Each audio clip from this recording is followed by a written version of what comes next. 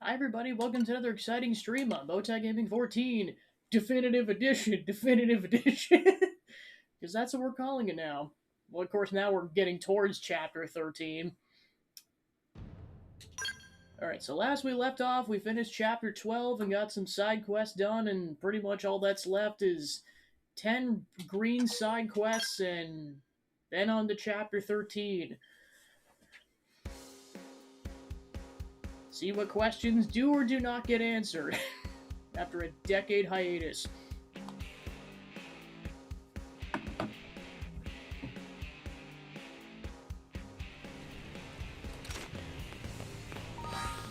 Alright, so it kind of is per usual, the recap of what the heck I did off screen.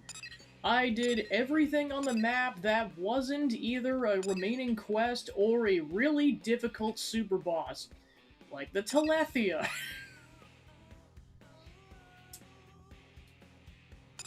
See, there's that, level 91 Tyrant in Oblivia. Yes, I pretty much did all the Tyrants in Primordia, Sylvalum, there's Luxar, Zern, and then Kaldros. I did everything, but there's one basic quest that requires you to fight a really tough super boss.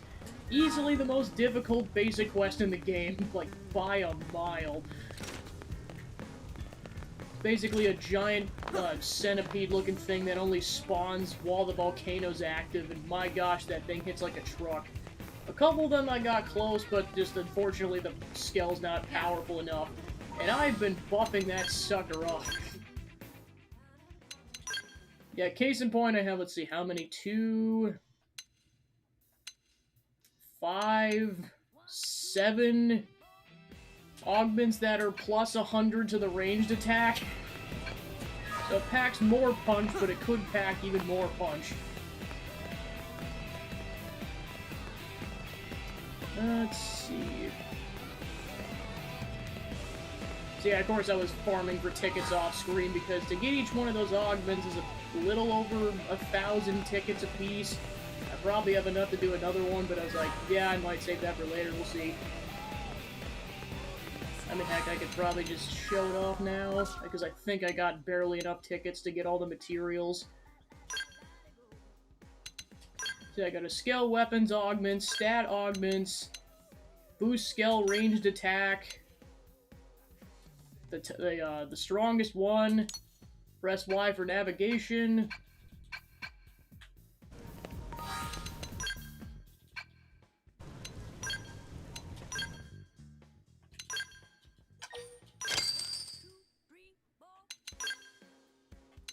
Alright, so then you need 16 of each of these materials, plus some Bongelium.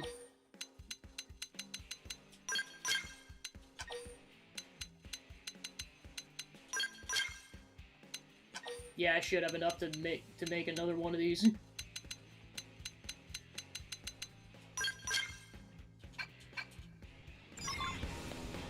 Alright, now that we got the materials, time to make another one.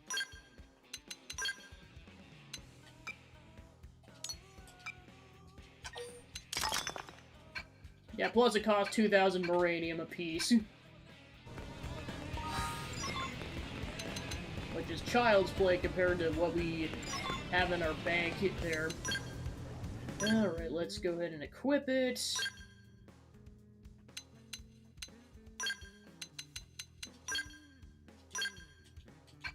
And now it does 100 more damage. Or at least the ranged attacks do, which is what we're trying to go for with that cannon.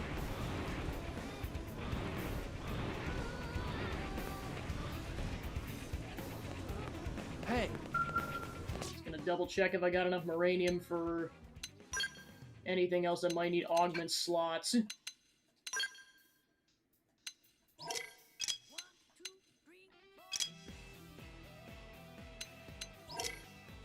Yeah, and that looks like that's maxed out. Alright, I'm just gonna have a crap ton of Moranium for a while then. Oh well. And unfortunately, I was still not able to track down that Book of Death and Rebirth. That thing still eludes me. This was after an hour of trying to go through that. I'm like, oh man, that collectible just being a bud. Alright, on to side quests.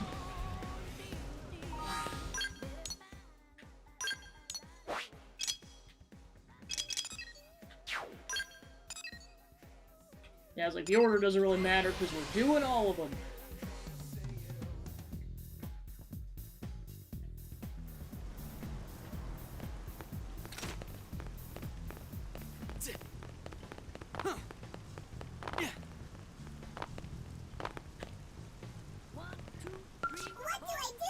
Hey, Temenos, you've been to Sylvalum, haven't you? I don't suppose you've seen anyone who looked like the boss there. Professor B, that is. Tell Bevan you've not seen Professor B, or ask why he calls him boss. The professor started a new company called Factory 1.21 that sells weapons to Blades. I mean, he had to do something to pay off that debt, you know? I work there now, and whenever I call him Professor, he snaps at me, right? He kept saying the CEO deserves to be called boss, so I just do it? Typical, right? When he started the company, he was bellyaching about it non-stop, you know?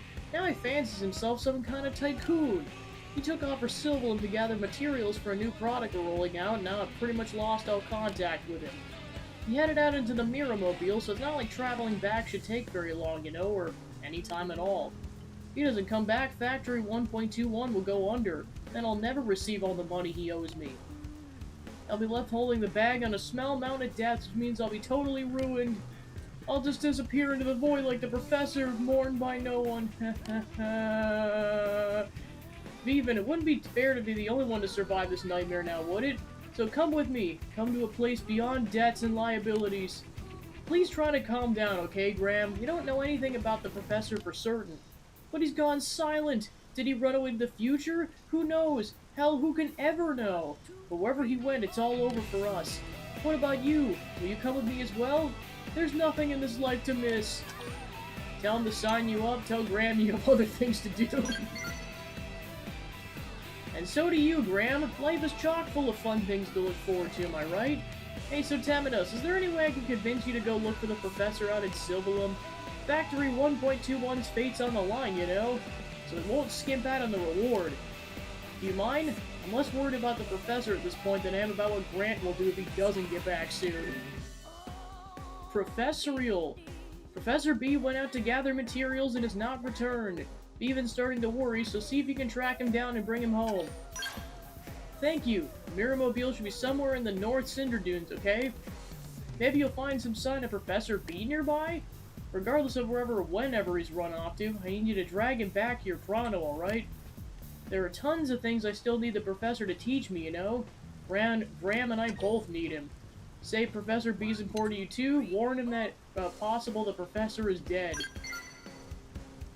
Well, I suppose brutal realism has its place, but I just believe the professor wouldn't give up the ghost that easily, okay? I think he's still alive. To Sylvalum!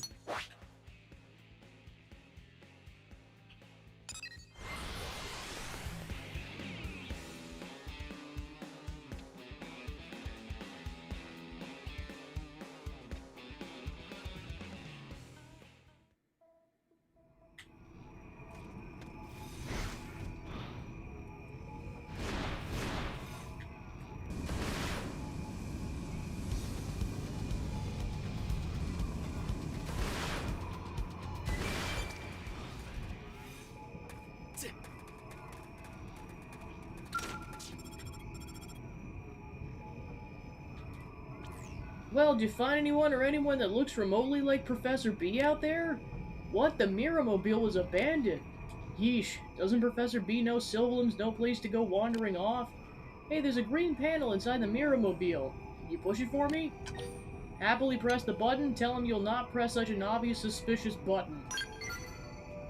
What is this, your rebellious phase? Just feel like saying no at random? Just push the button already. See, the professor's location popped up, alright? He might be caught up in trouble again. I'd appreciate it if you could hurry back to his position and bring him back ASAP, okay? It's called I've been through my fair share of hiccups, Vivan. My gosh.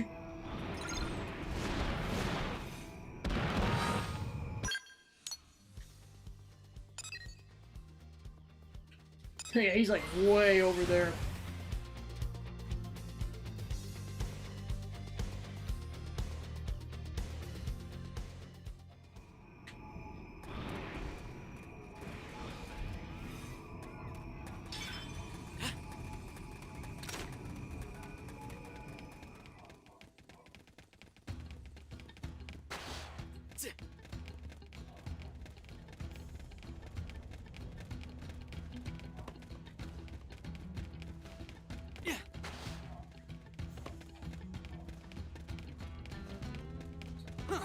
They've seen us.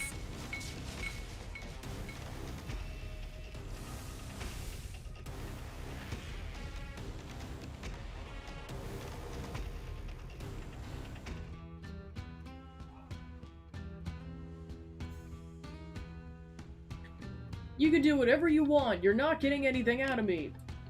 Gad, was it? If you hate me so much, man up and kill me, you sorry little beep beep. Tell Professor B you've come to help. Do your best Gad impression. Welcome on in.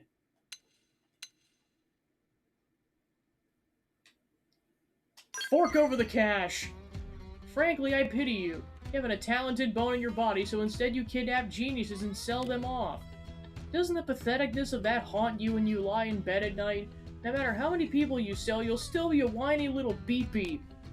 Hold on a sec, you're not Gad. I know that voice from... Is that you, Temenos? Yes, it's absolutely your frequency. Well, if you're done playing stupid pranks, hurry up and get me out of here. I can fill you in on the situation once we're out of here. But first you gotta get the gray keycard that disables the barrier. A man-orc around here should be carrying it. This is a very important task for you, kid. Now that I'm a CEO, I'm a very busy man, and I can't waste any more of my time here. I got new products to flog to the masses. Well, fine then, jeez!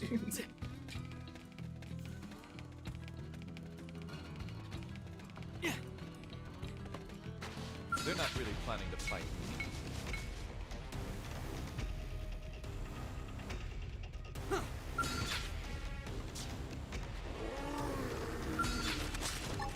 Use melee attack now!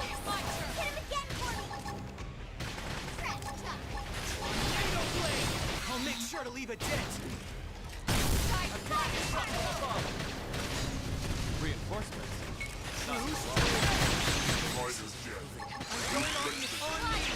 Grant them no Superior Edge! Superior decoy round! Superior decoy round! We got him. Let's move. Victory!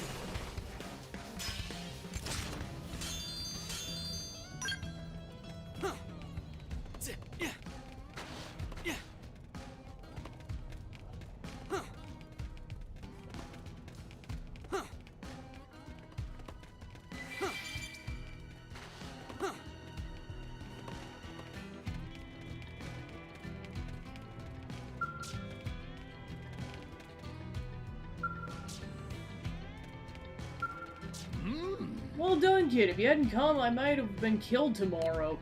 That gadpunk certainly has it out for me. Petty jealousy, no doubt. That's why he was being held here, say you should escape before being spotted. Gathering mission-critical intel. You're ever the professional. You remember the two-bit kidnapper, Gad? Been pestering us for a while? Well, he attacked us while in the middle of gathering materials. Had it just been his usual goons, I would have sent him running, obviously. But the mercenaries hired was a different story. I let my guard down for a second and he knocked me out cold. Don't you make the same mistake. Surprise attack or no, it takes an experienced hand to take me down in one blow. In any case, stay sharp, kid. I'll meet you back in the Mirror-mobile. He was just casually in there with an Ovis corpse. Or Professor B.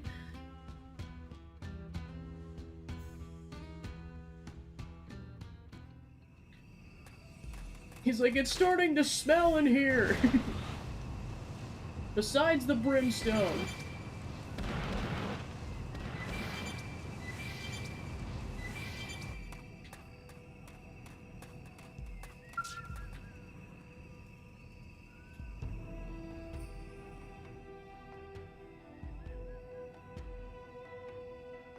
Damn them, those two-bit punks cut my Mirror-mobile's power lines in an attempt to strand me here.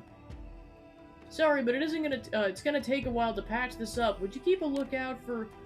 No need to bother repairing that, Professor. It can't help you now. You're off to a VIP engagement, and I've got your invite loaded right here in my clip. I'm not interested in any party you're throwing. I got things to do. Go there yourself. You scientists are a sad lot. You can peer into the murkiest mysteries and see solutions, but you can't even recognize your own death barreling towards you. Or do you think that flimsy excuse for a blade stands a chance against my partner Dolbo the Wrecker? Oh, I think Temenos is more than your lot can even begin to handle. I would think you'd know that better than most after having lost to him so many times. Damn! Then why not let him choose how this goes down? What is life, after all, but a series of decisions? Will it be A. Kill the egghead, swear allegiance to me, and assume that my good nature will lead me to spare your life? Or B. Join the good professor here as a co-star in Dolbo the Wrecker's magical murder show? He's not nice, by the way, so it's likely to hurt a lot. Now then, which will it be? Option C, make Gad pay. Option D, show mercy, forgive Gad, and invite him to join you. Screw you! Too stupid to reason with, eh? Then on with the magical murder show. Alright, Dolbo, use your overwhelming force to escort these idiots to your VIP party. Going home alive, Temenos. Whatever it takes, kid. Once we get back, I'm gonna make a massive lineup of new products and get filthy rich off them. No mercy to anyone who gets in the way of my plan. Wow, you're giving the murderess a run for her money on this, jeez. Level 43, adorable.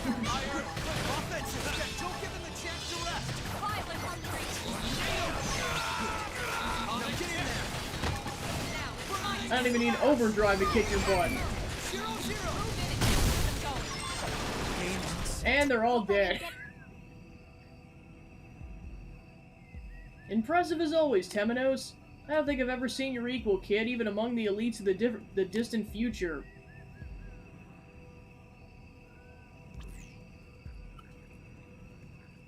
Alright, repairs are done. Heading back to the city. I gotta get back to developing new products and extracting lucre from population. Past, present, or future, time is money. Preparing to jump. Miramobile, engage!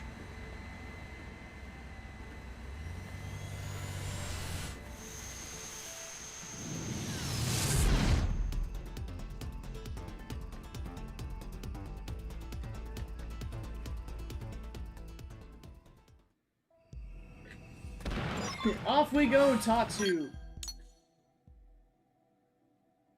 Now get in the warpad.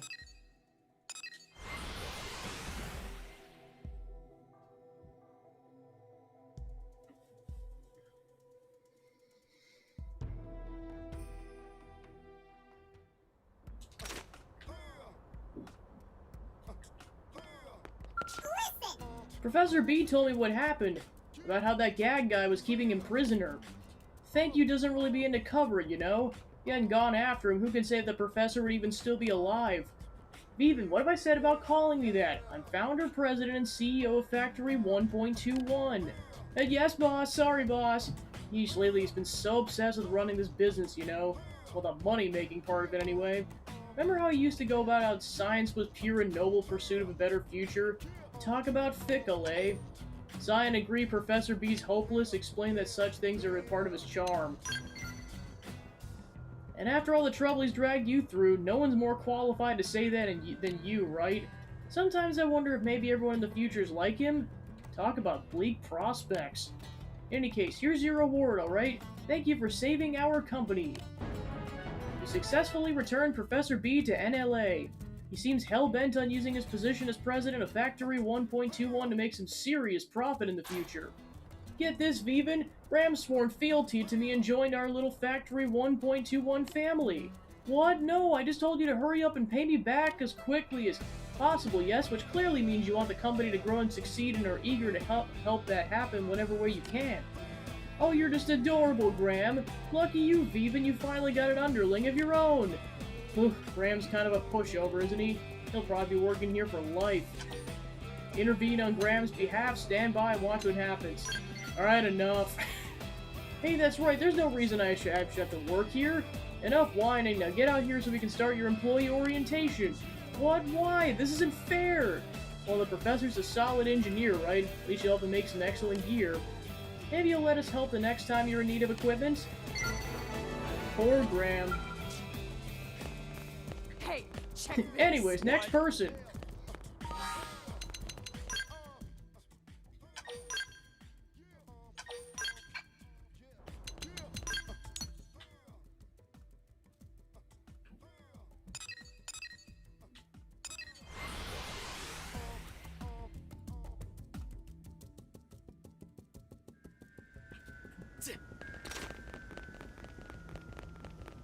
Well,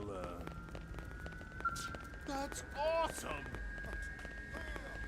Hey, Ho there, friend. Would you lend an ear to some of my poetry? The words are free if you wish it, though tips are always welcome. Listen and give him money, refuse to contribute or listen, ask if he's one of the Celeste Three. Egads, how do you know the tragedies of my past?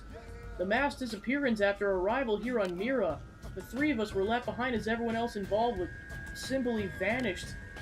I'd assume the truth of that incident remained forever obscured, and yet...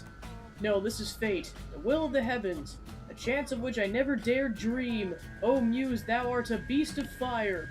You would hear more of the Celeste Three, then I must ask something of you, but not here. Too many years. These scrabbling wrenches know that we carried a load of white gold, the streets would burn with the chaos of avarice. Let us speak in the diner at night, when the secrets of men might better slink soft around every fog-beshrouded corner. The Celeste Three. Fosdyke, one of the Celeste Three survivors, has asked you to meet him in the diner at night. Midnight it is then. I shall wait you at the Repenta Diner in the Industrial District. It's no trouble if you're a bit late. I shall abide there until the first pale rays of dawn alight on my pancake stack. So canonically, every single day you make him wait, he has pancakes. Every single morning.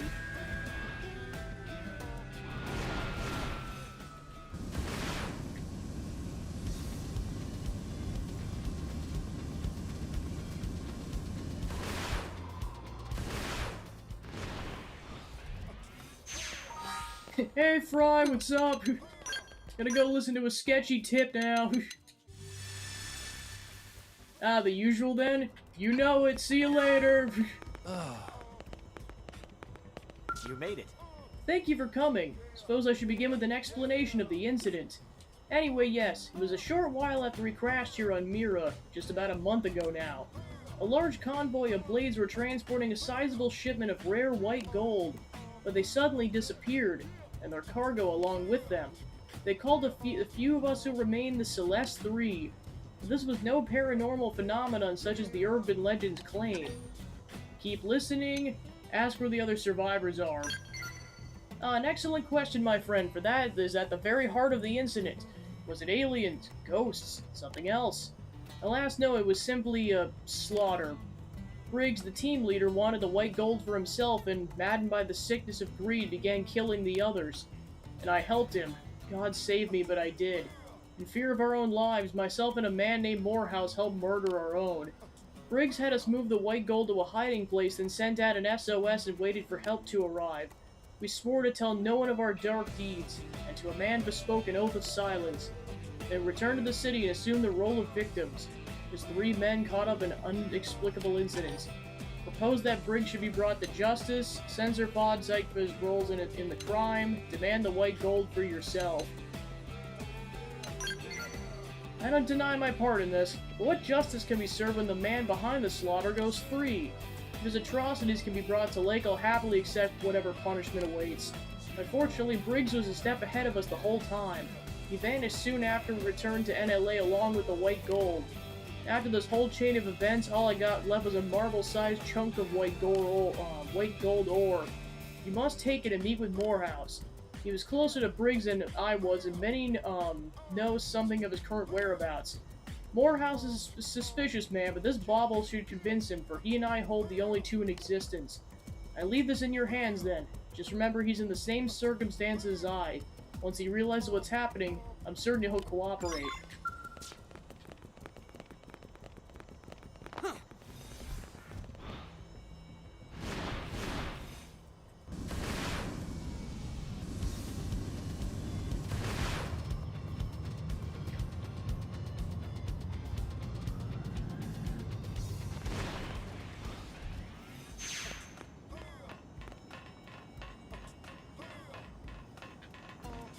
Something you need? Who are you? Why are you here? I want to be left alone.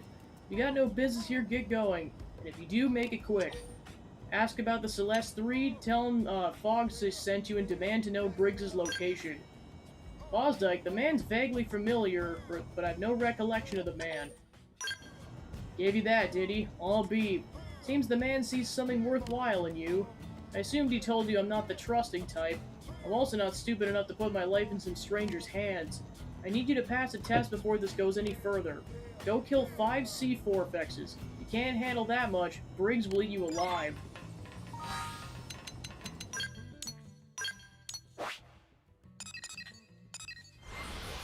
Off to go kill more things.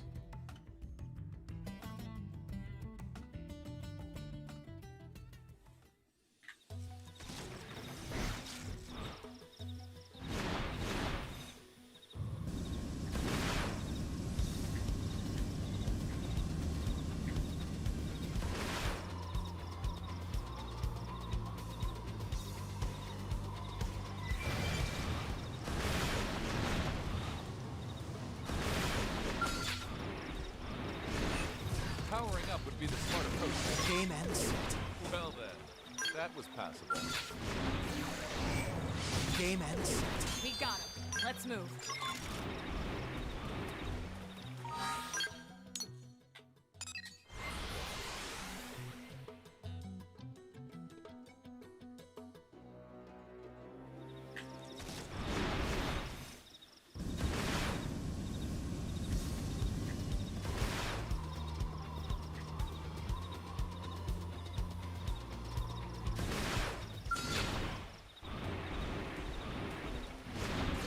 Use melee attacks. Powering up would be the smart approach here.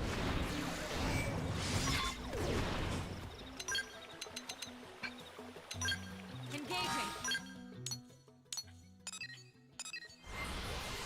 Beauty about the Frog Ares is that all these weaker enemies, you can pretty much just insta-kill them with just a base attack.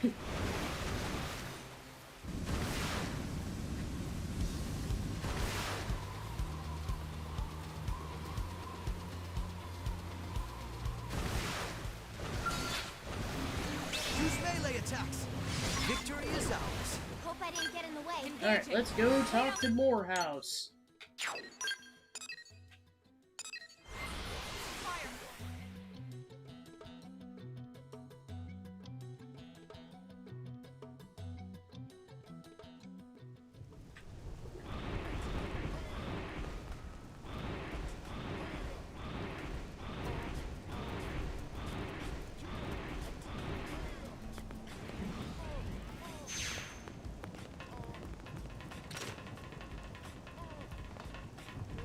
You actually did it. You took the C4-fexes down. You might actually stand a chance against him. Alright, I'll talk. I take it Fosdyke informed you of the particulars? Tell him you know everything, ask for his side of the story. A monster named Briggs stole a load of white gold and hid it away, killing many innocents in the process. Now to fear for our own lives, myself and a man named Fosdyke helped him do it. The only thing I got out of it was a lifetime's worth of nightmares, and I want to see Briggs hang for that. Clear enough for you? Good, he's holed up in the bowels of Molten Hollow. Bet you're wondering why anyone would pick a place like there to live, eh? Well, he's got a giant safe there. Built the thing himself. He's not letting anyone near the white gold. Greedy bastard will do anything it takes to keep his prize. He ruined my life, and Fosdyke's. Still better than what the others got. Please, he has to be stopped. You make that happen, and I'll atone for my part in this horror story any way you like. Off we go!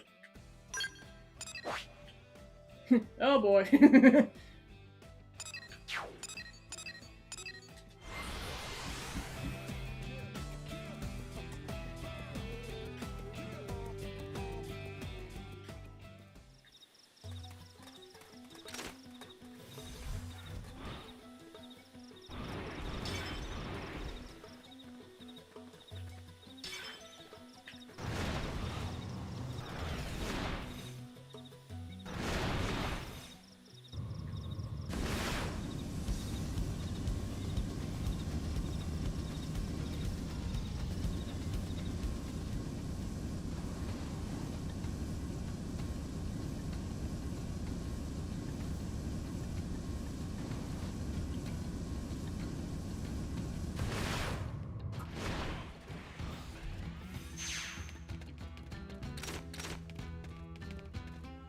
Oh yeah, I suppose.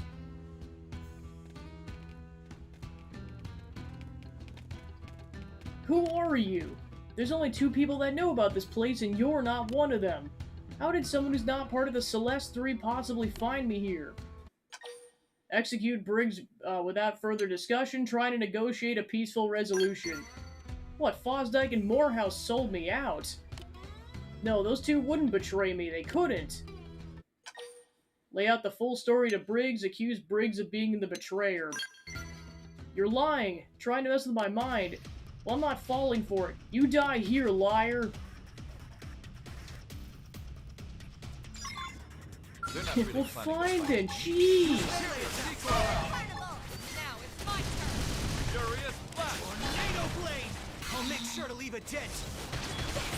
Hit him again! Iron Fist! Shadow Strike. No one So, you picked Use out an today's aura. mi-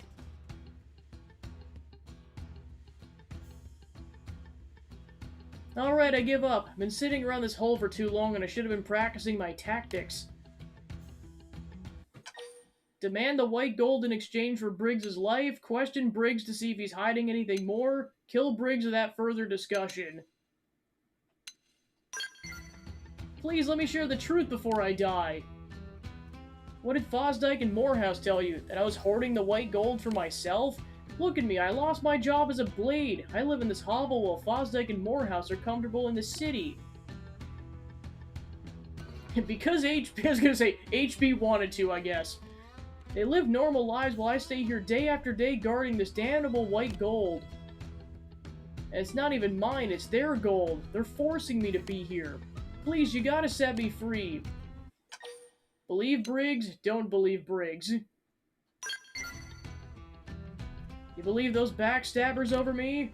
Then here, open the safe and have a look at the white gold yourself. That should be proof enough. Here's the key. It's yours. Doubt is what I do, friend. Doubt is what I do.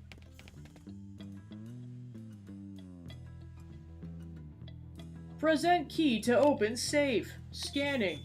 Validating. Match confirmed. Key 1 of 4 verified. Please present next key. Get a load of this idiot. Works every time. Let me clue you in, Temenos. That safe only opens with all 4 of our keys.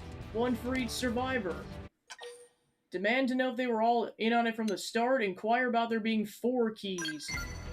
Don't you worry about the number of keys. You won't live to see that safe opened anyways. One more nosy fool taken care of, eh, Fosdyke? Oh, indeed. Once they hear a tale of Sorkit betrayal, such do-gooders are all too eager to lend a hand. They'll doubt one side or the other, but no one thinks to doubt the entire story. We humans are such a simple lot. Sounds good. And speaking of simple, you've made your own disposal quite convenient. No one will ever find you out here, let alone suspect us. Riggs, you should have been an actor. Even I bought that. Is that supposed to be sarcasm, kid?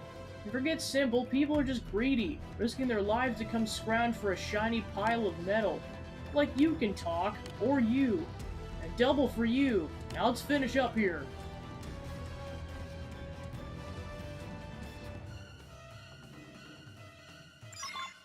They're not really planning to fight. Engaging. Down with all 3 of them.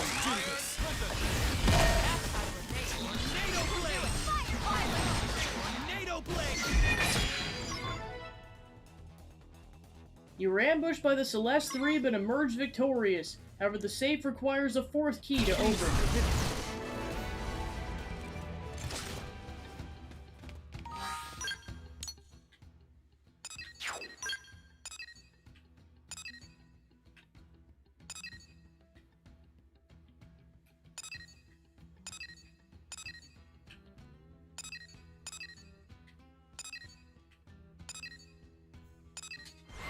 Alright, that'll be to be continued once that quest opens up.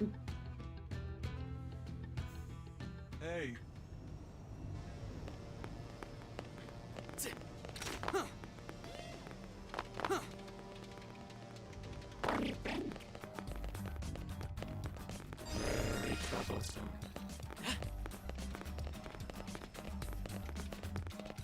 Well,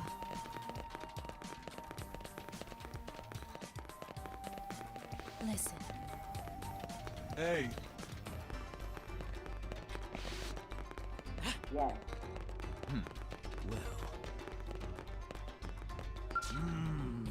No, this lump of scrap is not the manner of blade I seek to make. Where am I going wrong? Is my skill lacking? The quality of the steel? Or perhaps the fault of my fool apprentice? Well, what say you, Ginagri? What, me, sir?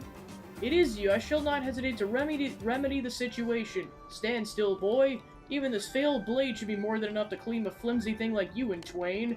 But master, please, you must try to calm down. I pounded steel for years in search of a blade keen as a razor and adamantine strength.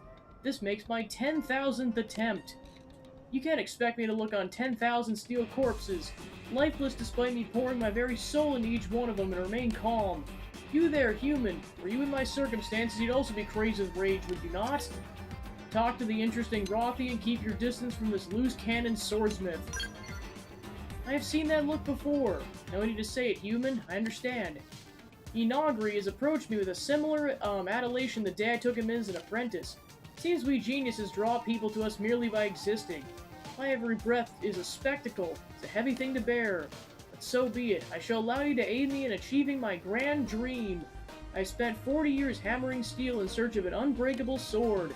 A blade that would not melt if plunged in magma, no shatter if struck broadside by a shooting star. As yet it exists only in the visions of my mind.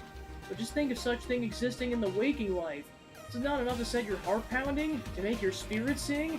Now come, take my hand and let's forge this fated blade together.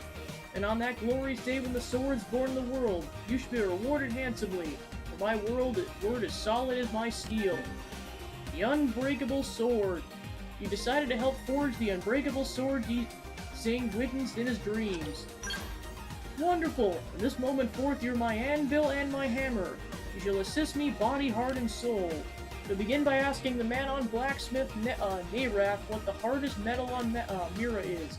She's learned but meek. My overwhelming presence terrifies her. Attempts to visit her have always ended in her running away. But if an exceptionally average sort such as you were to approach her, she's certain to receive you with open, scrawny arms.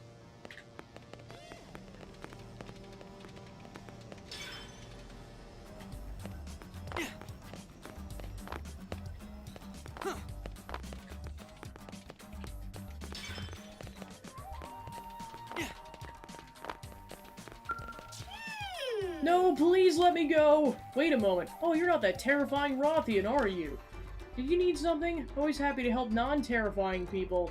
Usually? Ask what Dzing did to scare her so badly, tell her that he sent you. You're concerned on my behalf? I see. Very, very kind of you. That Rothian's been sort of stalking me? At work, at home, the man's relentless, isn't he? It's like he lives just to drag the secret to refining my patented hypersteel out of me, you know? When I informed him that information was proprietary, he began roaring about dreams and unbreakable somethings while violating my personal space. He sent me, you to ask in his stead? Though I guess you seem to have some common sense and basic social graces, don't you? What does it matter? I'm so tired of running from him, so I guess it's time to give up. Bring me the huge self-destruct mechanism I require for my upcoming experiments, and I'll teach you how to make hypersteel. That's fair, right? Just hurry, okay? I need to finally be free from this personal Rothian nightmare. Oh, it's just you. Sorry about that. Guess maybe the trauma the Rothian inflicted runs a bit deeper than I thought. A while back, he came after me waving a sword around. Did I tell you that? Because he did. I'm sure he was about to murder me. Comfort the traumatized Naraf, say that he just wanted to show her the sword. Your kindness warms me, you know that? So did you acquire that huge self-destruct mechanism? Yes, this will do. Wait, will it? No, yes, it's fine. Anyway, here's the recipe for hypersteel. Combine Sumerian Cinnabar with Zagran Cragstone according to the instructions in the data file, okay? Pretty simple, isn't it? Oh, and this is brand new tech even among Manons. I'd appreciate it if you kept it to yourself. So what is this special sword that Rothian's trying to make anyway? Is it really so powerful? Say it'll cut through anything without breaking, say it's an impractical and antiquated weapon. Wow, really? I didn't realize it was so impressive. As a technologicalist, I'm very interested. Maybe I'll have a chance to test the sword against the armor I make someday. Don't get me wrong, I still have no desire to deal with that man ever again. So please tell him to just forget about me, okay?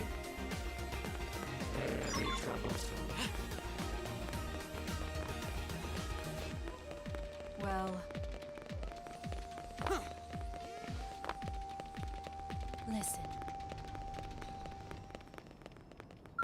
Greetings. Xenoblade, your smithing lacks passion. When you hammer a blade, you should be pounding the sum of your life's experience into the steel.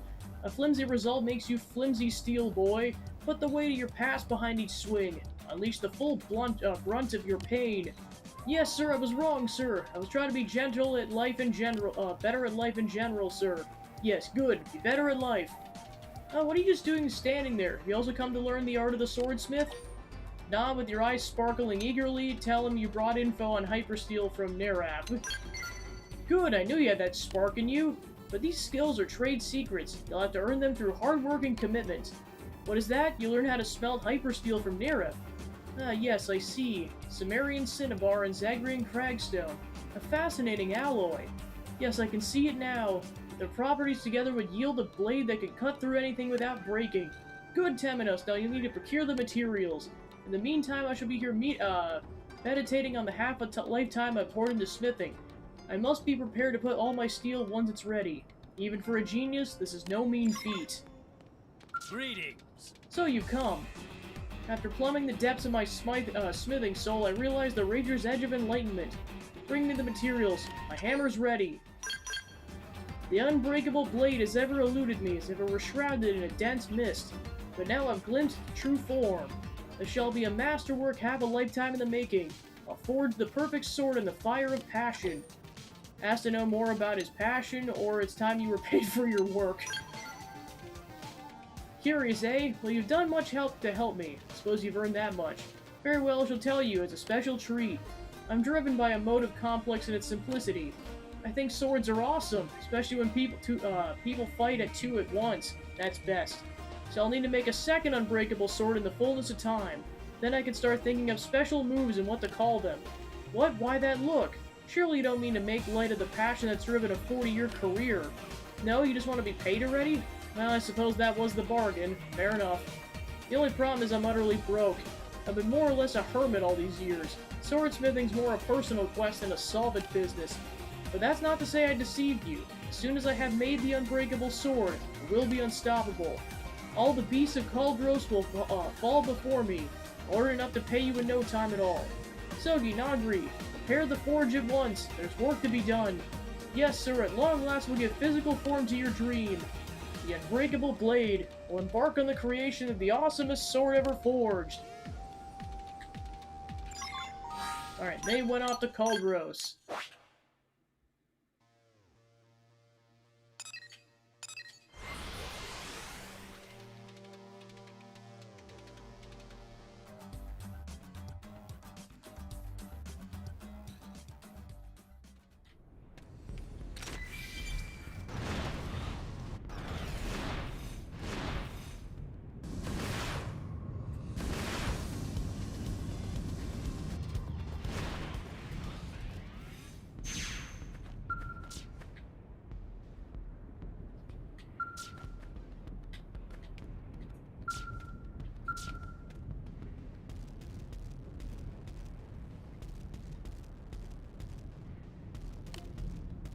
Oh, it's you!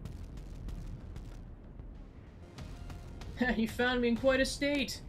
I took the completed unbreakable sword into the field to hunt Indians, but the ganglion turned up while I was fighting my quarry. Numbers are a cruel thing. Even the skills of a genius are for naught against so many assailants. Ask if they shattered the unbreakable sword, ask that he pays you what he owes you. No matter how much armor it split or how many bullets it deflected, the blade remained utterly pristine. It's every bit the perfect sword I dreamed it would be. But now that I think of my 40 years as a swordsmith, it strikes me that I've spent precious little time actually wielding a sword. Such is the price of genius, I suppose. For even under the tyranny of the ganglion, I was never sent to fight. Instead, I manned the forge the entire time. Small wonder I'd be no match for a fearsome beast like a millipede, eh? The blackguard caught me off guard and swallowed my sword whole. I imagine you already guessed what I'm about to ask of you, Then off you go. Track the millipede down and wrest my unbreakable blade from its gullet.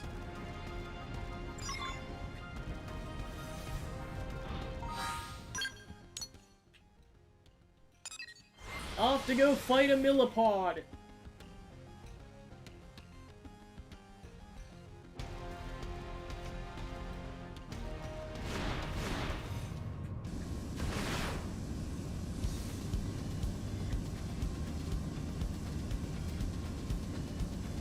Of course, a mini version of that tyrant in Oblivion.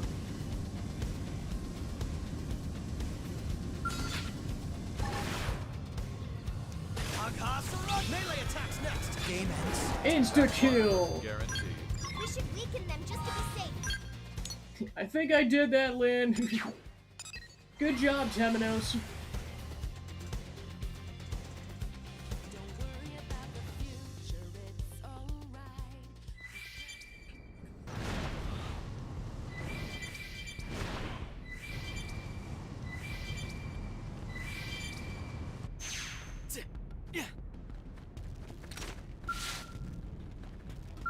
Now you are a warrior. I heard the heart-rending wails of the millipede. Did you slay the vile creature? Ah, yes, that's indeed my masterwork. Even the acids of the beast's stomach could not dull its edge. I'm dearly relieved to be reunited with it at last. Seeing it now, I'm awestruck anew at its magnificence. A given coming from my forge, but impressive still. You've done so much for me, my friend. Even I would feel remiss if I did not make some token show of thanks. Would you accept this blade instead of currency? I'm satisfied merely to have brought it into existence. It's only fitting to be wielded by a warrior of your exceptional caliber. Also, you could go start some new legends with it, which would be awesome, so what do you say? Claim the unbreakable sword as a prize, say that he should keep the sword. My masterpiece is yours, Temenos. Just be sure to thank me in the heart of hearts each time you draw it in battle. But my dreams are far from over. What new legend in sword making should I craft next? You recovered the unbreakable sword for Dizing, who then gave you the blade in thanks. And also gave you some money.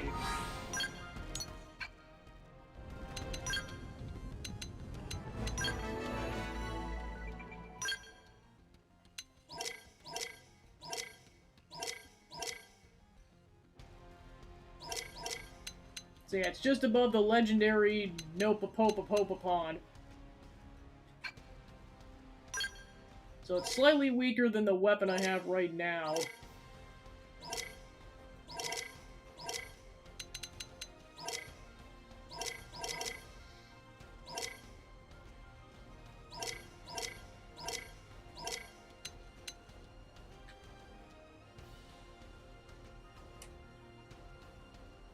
But then it does have additional TP, so just a matter of TP ratings as opposed to power.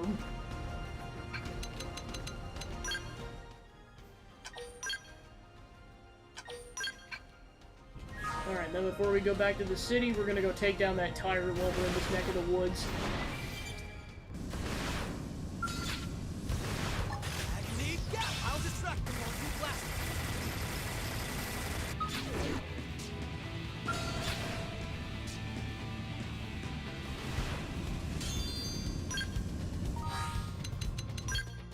them. Alright, back to the city.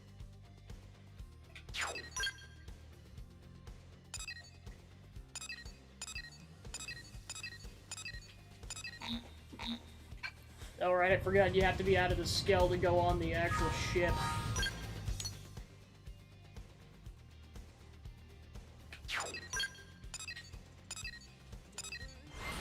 Well, I guess inside the ship, you can still go on the base of it, which is technically outside. Can find, just like our dreams, they've gotta be free, so...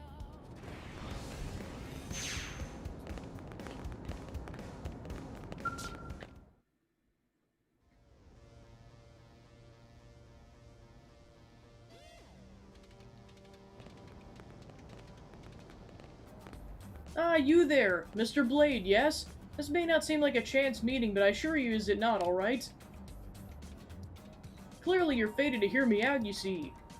This is a deeply serious matter to us, okay? So before you say anything, I'm gonna start talking.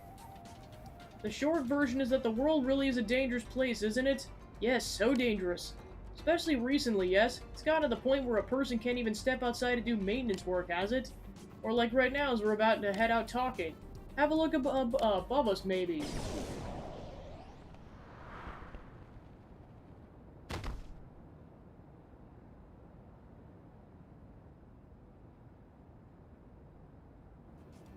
We could be minding our business, working in an open spot, and then blam! Yes, blam! 14 people have been killed, right? It's far past the point where we can ignore this. And it's not like we don't know who's responsible, yes? And as I'm sure you've guessed, it has to be the ganglion. We're supposed to have chased the last of them out of the area, but they're stragglers, it seems. There's only one reason I could think of for these senseless attacks. It's a mix of spite against the Manon they couldn't enslave and the humans they couldn't defeat. And I can't forgive that, can I? Makes me really mad. So mad. So mad. If you feel the same, I'd like you to help me, okay? You should go find the ganglion survivors and beat them up, yes? Beat them up a lot, even. Ask them about the scale of the ganglion force, question whether the ganglion are truly responsible. That's a reasonable question, isn't it? But it's also a hard one to answer. We can at least be sure it isn't overly large, maybe. A big squad wouldn't bother sneaking about sniping people, right? They just march on the city. Their tactics are proof that they don't have the kind of manpower to spare, you see. Now that we've established that, I'd like you to start by tracking down their hideout, okay? Sadly, no one thought to record the direction from which these shots have been fired and so on. Forensics should have been more thorough, no? Oh, is that all you need? But don't just jump into a conversation like that. Also, you're alive? Of course. True, I was hurt rather badly, but as you can see, I'm still here, no? I'm also mad enough to just spit. Who just shoots a person out of the blue? A jerk, right? A jerk who you should go beat up a lot. So you remember the direction the attack came from? Well, I was shot on the right side of my back, so then the shooter would have been north of me. There's a fair bit of percussive force to the shot, but I wasn't burned to a crisp or anything, was I? Which means the beam was extremely focused. A precision sniper round, perhaps. That suggests it was fired from a considerable distance, no? And based on direction and distance, that would place the shooter somewhere in Primordia. Oh, I think I need to lay down. All this talking has made me a little dizzy. You go get some rest, okay? We got a good lead on the enemy now, so don't worry. I'll remember to eat lots of pizza for strength, yes? By the time you'll have dinner and a nap, this whole mess will be over. After all, I got an ace blade on the job, don't I? I do have an ace blade on the case, right? Please? Because I really need you to head north into Primordia and investigate. Snipe hunt. Find and eliminate the ganglion sniper who's been shooting him relentlessly at those abound the Manon ship. The Manon just can't catch a break.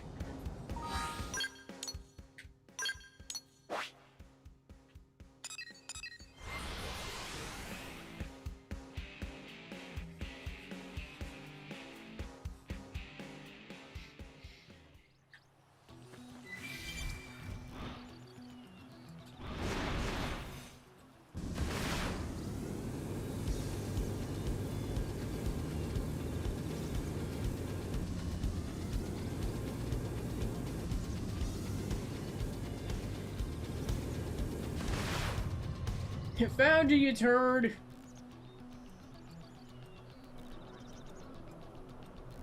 They're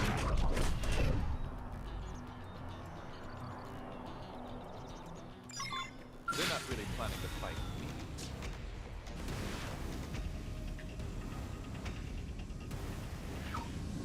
Alright, then we gotta go back to the ship to go talk to him.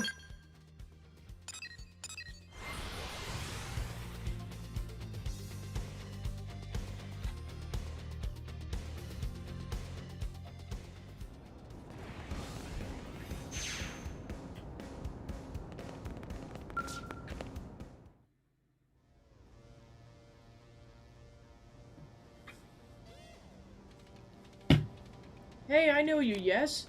Oh, right, you're the blade asked to go hunt down the mystery sniper, aren't you? Not to brag, but I had to remember who you were, didn't I? So what's the news? Did you beat up whoever shot me, perhaps? Beat them up good? HB's like, I feel ashamed. That's not the face of someone who's about to give good news, is it? I got a nose for these things, or eyes, I guess. By the way, I find it hard to believe you let them slip away, right? And if you did, then what are you doing here? You gotta go after them. If he knew where they were headed, I'm sure he'd be doing exactly that, wouldn't he? When you're out of clues, you go back to where it started. That's rule 1 of investigation. Well, if we're back at square one, we need to start thinking about how else to track him down, don't we? So don't just stand there waiting for us. Go get some ideas already. Suggest you start by asking around. Propose a plan so crazy it just might work. Without clues, I suppose we have no choice but to gather new data, yes? Boring, though, and time-consuming even. But it's better to spend time on something you know will work than to waste time on wild ideas, no? Sometimes there aren't any shortcuts. So I guess you need to hit the mean city streets and just start asking around, okay? We're talking about a gangly in here, and one carrying a sizable weapon. Not exactly subtle, no? Someone must have seen something. The one thing we know for sure is that none of us are really safe until we catch whoever's responsible, right? Let's hope that happens sooner rather than later, yes? I very much agree. It's a matter of man-on survival. Now, good luck to you, yes? We'll be cheering you on from here, alright?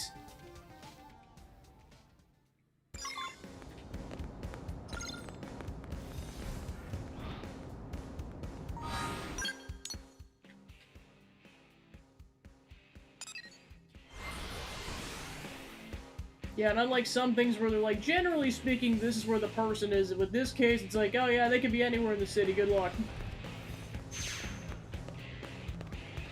Hey.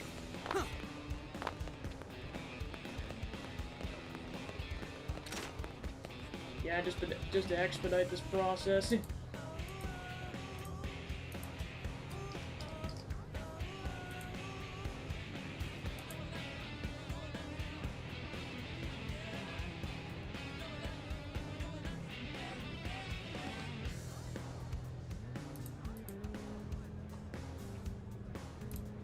Alright, so apparently the person in question's in the commercial district, if this source is to be believed.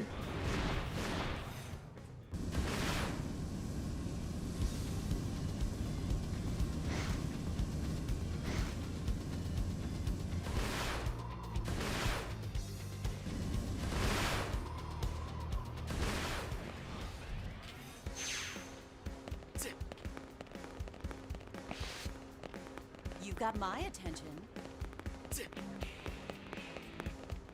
Okay. So yeah, the person in question will be talking to Quentin. The bullets that were fired at the man on ship originated from a direction of bedrock Great. hold. So go find him already. Well,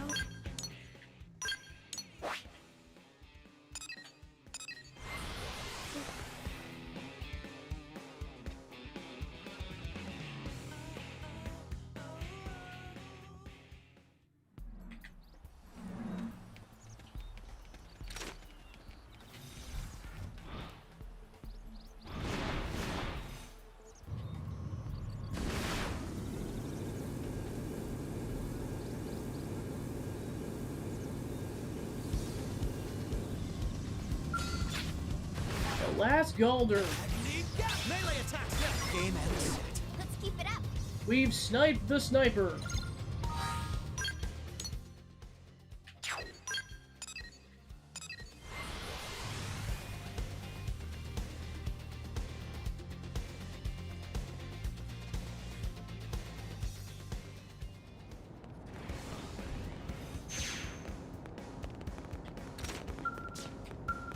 So happy. Welcome back! And nice work, right? I hear you gave the big jerk who shot me a real walloping, didn't you? Many thanks, now I can finally sleep at night, can't I? Not to mention climbing up the roof to work, yes? We've been dancing around for no reason. I can go anywhere I want now. My days of fearing ganglion attacks while doing maintenance are over, aren't they? My productivity's gonna skyrocket. You're a literal lifesaver, aren't you? So many thanks. And even aside from that, you seem like the type I'd be happy to call a friend, perhaps. Yeah, we're more than just savior and savioree, no? At this point, we're buddies.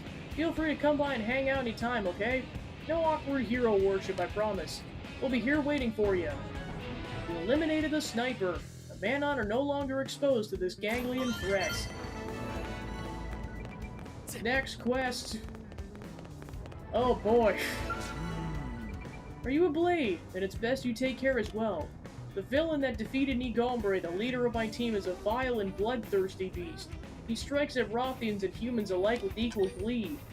Ask for more info to help formulate a plan so you can handle anyone fool enough to try you. You show the caution of a veteran warrior. I shall share with you all I know.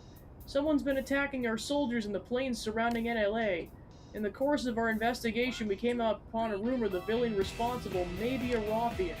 If so, it's more than reasonable we cannot ignore the matter. That's why Nigombre set out to find him, yet he was beaten before he could even sighting his quarry. You blades specialize in investigations of this sort, do you not? I welcome your help in unmasking the demon, and will see that you're well rewarded. The Lurker.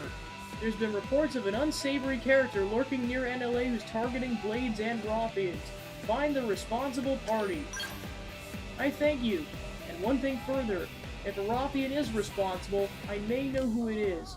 But if I'm right, I must speak with him directly and learn why he would do this, even if it means my death. Promise to uncover the culprit, ask who he thinks the culprit might be.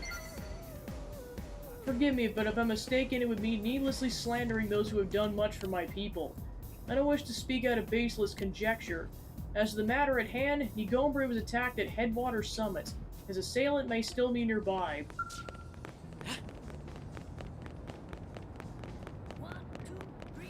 Alright, then before we get going, I know there was at least one of the, in terms of map completion, there was another person that you need to talk to basically fill out a region that opened up at the end of the last session.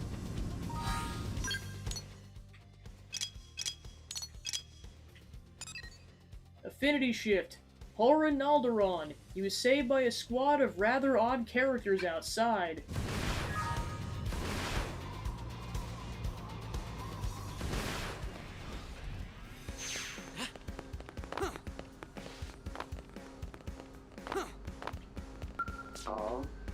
Who could those kind and gallant fellows possibly have been? Ah, it's you, Taminos. Perhaps you could help me. I'm trying to figure out the identity of the prone group that saved my life. You see, until just recently, I was prospecting for Volton outside of the city. Psst. Unfortunately, I was spotted by a band of Melsati who quickly surrounded my trailer. Psst.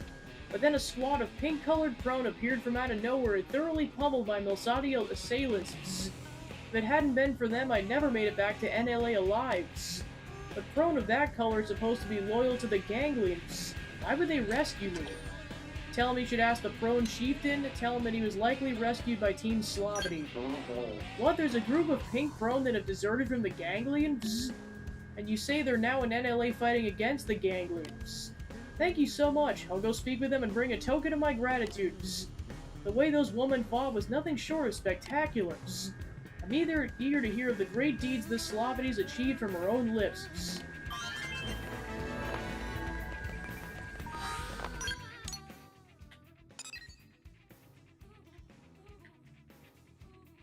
Alright, I don't think any of the other ones would have opened up, but we'll see here. Okay, there was another one that opened up. Wolf, he seems to be recruiting non-human blade operatives.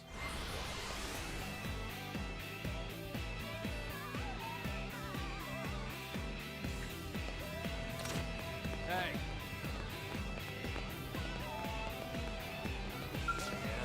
Lots of blades have died on the battlefield. There aren't many of the old-time veterans left.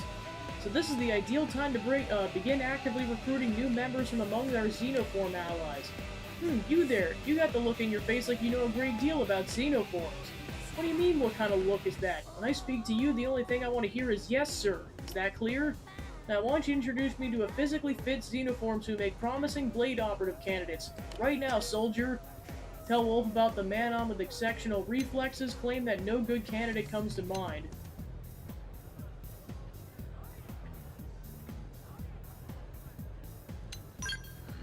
So once again, we'll need to rely on my own uncanny eye for talent. So be it. When I can find the time, I'll board the man-on ship and begin my hunt for a worthy blade. Turning weaklings into blades is my destiny, and one way or another I will see it fulfilled.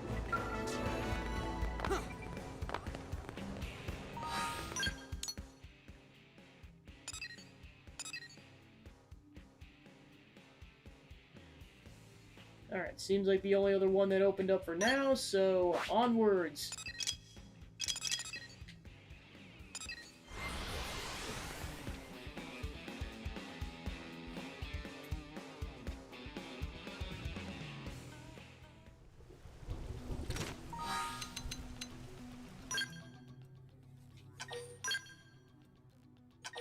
Alright, T-minus 50 minutes until we've reached 100 hours.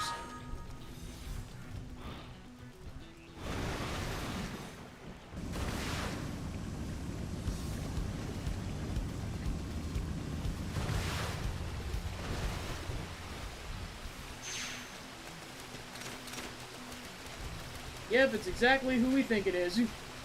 Very well. HP, no!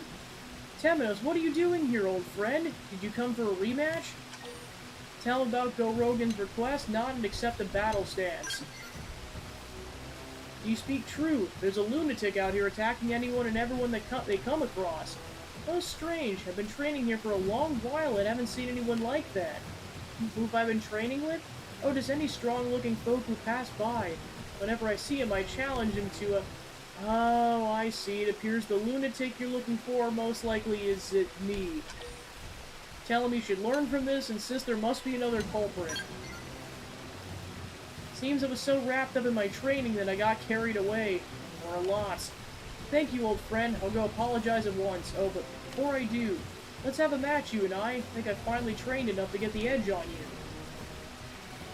We're gonna need more space than this. Head to the second terrain of Talon Rock.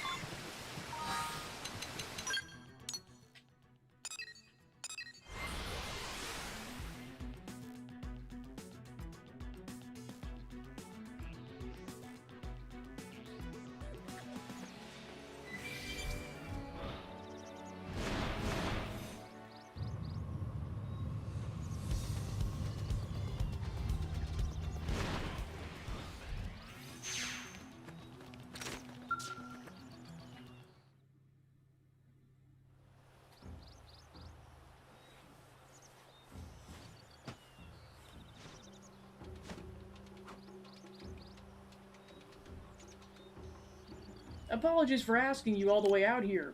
After what seems to be eons spent in training, I mastered my grandfather's ultimate technique. I need space for it, though. Training in cramped spaces back in the city only resulted in a mess. Are you ready for battle, then? I swear you do not face the same Gizang you fought the last time. Draw your weapon, say you need time to prepare first. This technique beat back everyone who ever faced it. You're in for a heck of a show. Come at me. I am Gizang, last survivor of the 100 Hellions and inheritor of my master's sword. I draw it now. I shall show you the result of all my training here on Mira, everything I've learned from you. Seethe and fission, flesh and soul, behold the 100 Hellions' secret technique.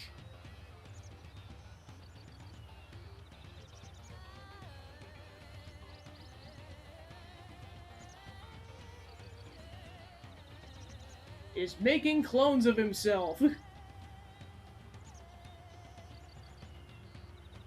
Every one of them is me. Now test your strength against us all. Yeah, and suddenly 100 people becomes 300 when they're fighting like that. They've seen us. Use melee attack. Hit him again for me. Offensive stance. Iron Prison. Xenoblade. I'll make sure to leave a dent. We're in a good position. Not bad. Move in. Tornado blade. It's not over yet. Tornado blade. That one. Alright, we took down the clones.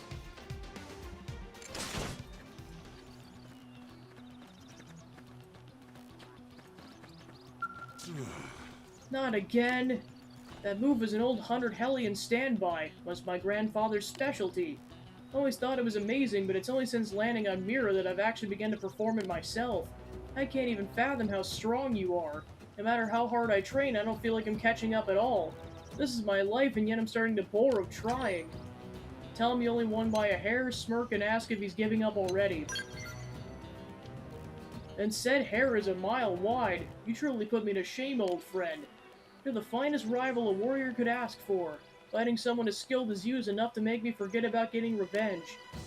But I still hate losing. Next time. Next time for sure. And with that loss fresh in my memory, I should head back to town and apologize to everyone I victimized with my so-called training. Thinking on it, I really didn't hold back on them. You think they'll forgive me? Back to the ship.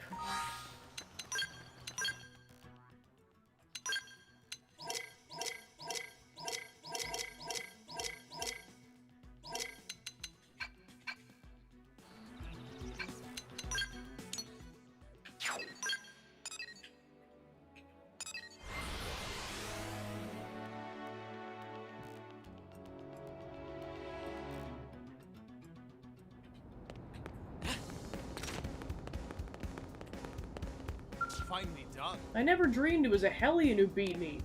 To be graced by the blows of such a legend, what an honor! Quite admirable. Xizang has told me everything. I had my suspicions. After all, few Rothians possess such strength. But I'm still shocked to hear it was him. And the attacks were all part of his training.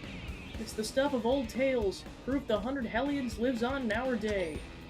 Ask about his relationship with Xizang, mention how Gorogan sounds happy about this. In the past, he was but a boy, not fit to bear the name of the 100 Hellions. But look at him now, he's returned with the strength to back up his title. The 100 Hellions are truly back from the grave. What happier news could there be? Here, warrior, I'd like you to have this as thanks for making this reunion possible. The attacker was Xizang all along. Thankfully, you were able to defeat him even after he unleashed the threefold Thunder Flash. I gave you one of your men a terrible beating out there. Would you really forgive me so easily? It was all part of your training, was it not? And I'm sure it was good for Xenoblade. Though if you're so set on atoning, I'd ask that you give my men such more opportunities to train. That's all you want? I'm happy to oblige. I had to be taught the ways of the warrior by one of the legendary 100 Hellions. I feel like I'm dreaming. And you, Temenos, it's a great honor to have met a Hellion. Perhaps you can beg a lesson from him as well. Ask him for another match, explain you've already fought him plenty.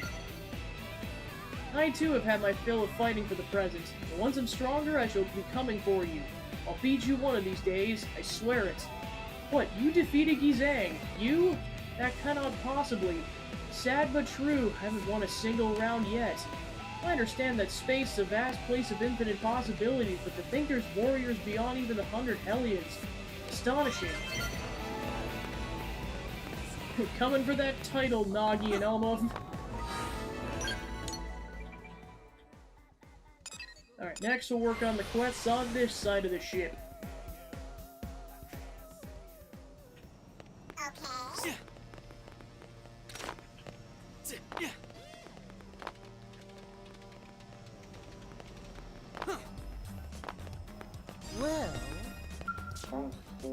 We successfully immigrated to NLA thanks to your help, Temenos.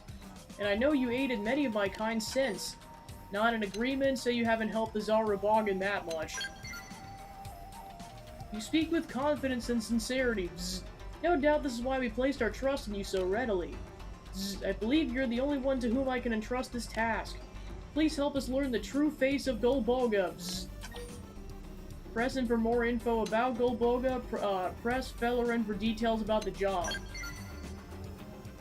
Golboga was a divine being who existed in our homeworld of Beidun. We're taught that he bathed the planet in a sea of Volten before giving birth to our ancestors. I've been conducting research around the clock to uncover the nature of this holy entity as he existed before the Day of Regrowth. Yet most evidence of Golboga's civilization was lost, dissolved in the Sea of Volten. However, I've just recently learned that someone on Mira bears Golboga's legacy. I'm gonna have to look at the rest of the Zarubogan. It's just dawning on me now, the middle section is his head. I thought those two things were its eyes. That's what the head looks like. That's kind of horrifying. However, I just recently learned that someone here on Mira bears a piece of Golboga's legacy. I would like to ask you to accept this article for them. What do you say? Do you accept this task? Acquire a piece of Golboga's legacy and unlock its mysteries. The old gods. Thank you. The article is currently in the hands of a Zarubogan named Tolaroa. He is a heretic. When we fled the Ganglion, he refused to accompany the rest of us, preferring instead to live alone in Caldros. I don't know what he'll demand in exchange for the article, but I ask that you secure it by any means necessary. That one record of lost civilization before ours could become the key to untold discoveries. It could reveal the secrets of my kind's origin and more. You must help us to know our roots. I am gonna have to look at the other Zarubogan's head, because this is just dawning on me now, and that, like I said, that is horrifying.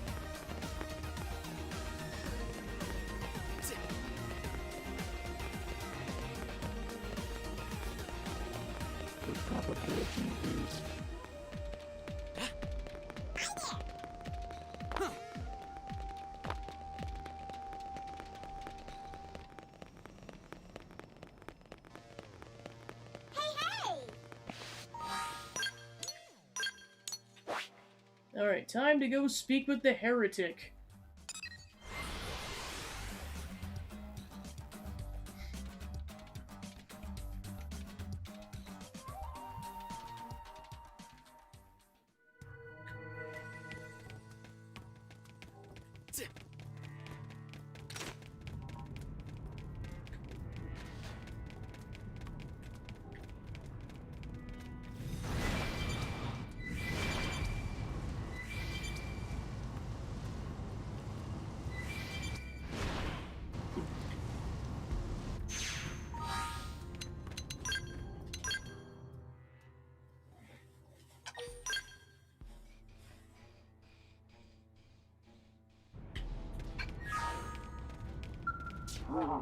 I've now begun seeing things.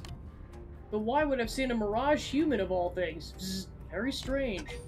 Tell him you are in a mirage acts to explain a situation.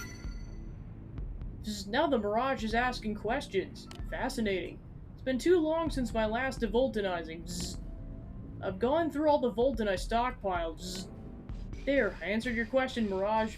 Now I have the grace to vanish in a wisp of smoke. Keeping my eyes open is too much effort. What? Not a mirage?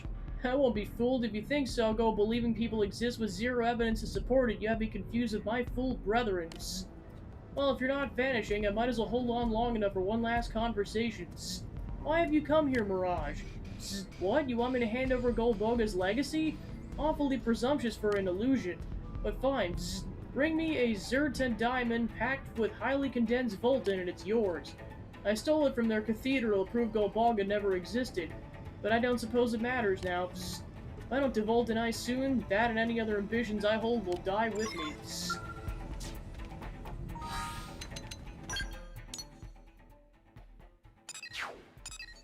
To Silvalum!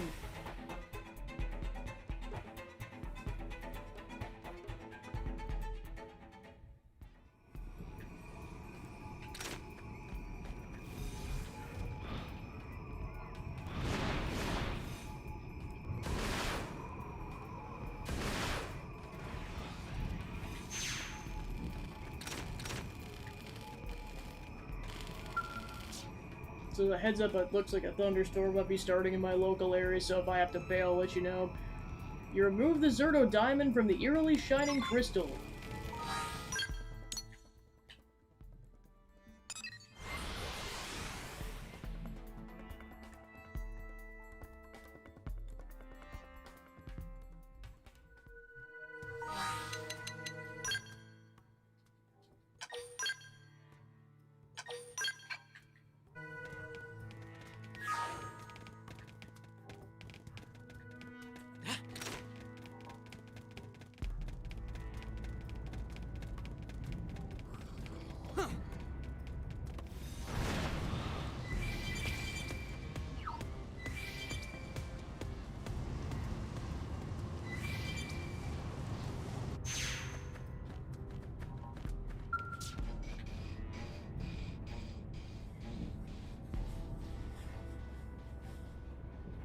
Can't go on. What? Strong Voltan waves nearby.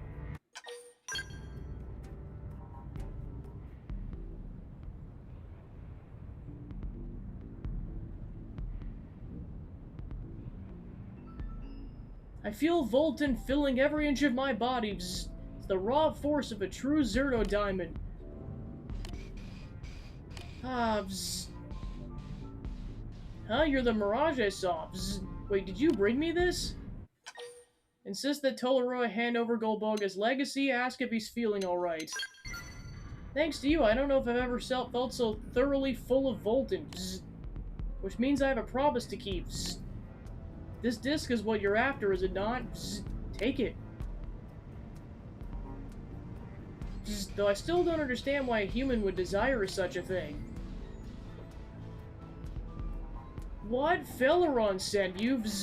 If I'd known that, I wouldn't have handed it over so easily. Perhaps it's not too late, though, for you see, if a Golbota fanatic like him got his hands on this, it'll spread dangerous rumors. So just hand it back to me. Do that and I'll prove once and for all that Golboga doesn't exist. Firmly turn down his request, ask what he has against Felaran. Because he's a liar. He demands that all believe in his precious gold Baga when it's clearly a fantasy. My claim was scientific. I said Zarubagan gradually evolved from microorganisms floating in Volton. But those zealots called me a heretic and silenced my work. So I stole this disc from their grand cathedral in Beidun in order to have my revenge. Actually, could I possibly get you to unlock its contents? You and I shall expose Felleran's lies together. Firmly turned down his request, agree to help him. I'm thrilled to hear it. The other Zarubagan have always shunned me as a pariah, so you're the first ally I've ever known. You'll have to find a Zarubagan named Killerin. You should be able to break the encryption which locks the disc. Once we're inside it, we'll finally have proof that Golbaga never existed.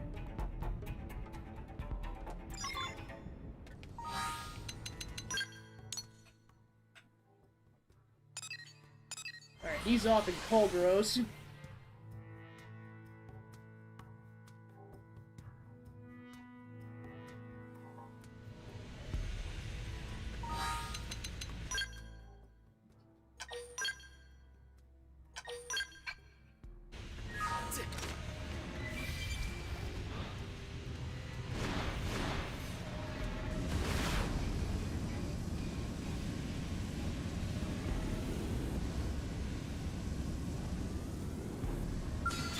That probably counts as large. Akasura, Outstructure Multi-Blaster. Revenge time!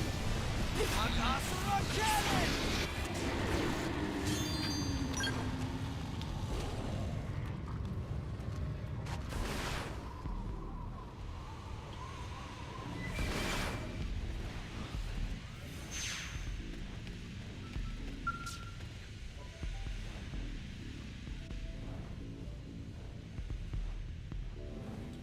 Don't see many humans around these parts. What brings you here? Some nasty antigens are making their homes here. Isn't the sort of place one comes without reason. Joke, killer in the encrypted disk, ask what he's doing here. You came looking for me? Ah, they want the disk decrypted. Yeah, please see it a moment. It's not a model that's familiar to me.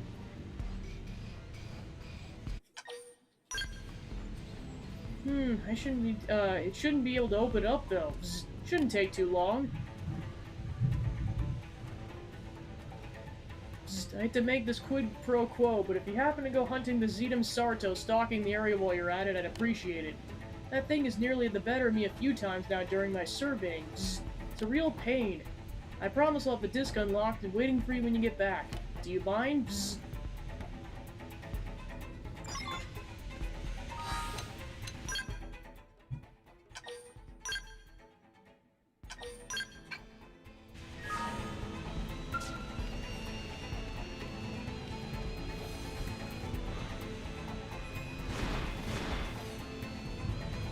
Didn't have to be like this. See? Yeah, I'll distract the Multi-Blaster. Game and set. That one was guaranteed.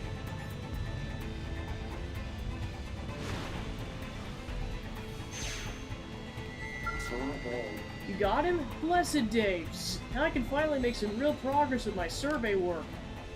And as luck would have it, I just finished up here. Your disk is decrypted and ready to go. It looked like it held data on Beidun before the day of regrowth. May just offer a glimpse of the face of Golbaga the creator himself. I admit I'm curious. Ask if he wants to view the contents of the disk, tell him you're curious too. You humans' intellectual curiosity is a wonderful thing. You're interested even in the history of others. But I'm afraid that's one truth I don't have the courage to learn. I ask that you wait and reveal it to a Zarubagan who does. Now, if you'll excuse me, I still have a lot of land left to survey. I pray you walk in Golbaga's graces.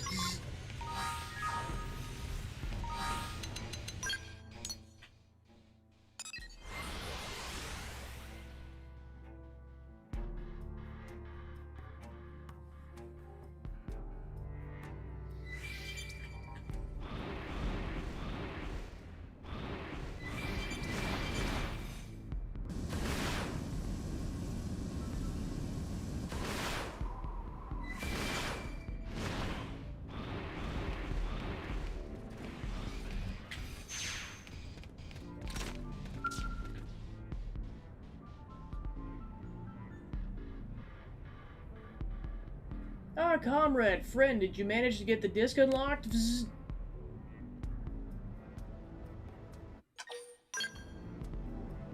Yes, excellent. Appears to be completely accessible now. Vzz. Vzz. Now to pull back the curtain and reveal this conspiracy for the lie it is. We'll tear down the false idol of Golbaga that stood for millennia and those fraudulent zealots who uphold him with it. Vzz. Tolera, the finest Zarubagan biologist in history, will at last drag the truth kicking and screaming into the light. Vzz.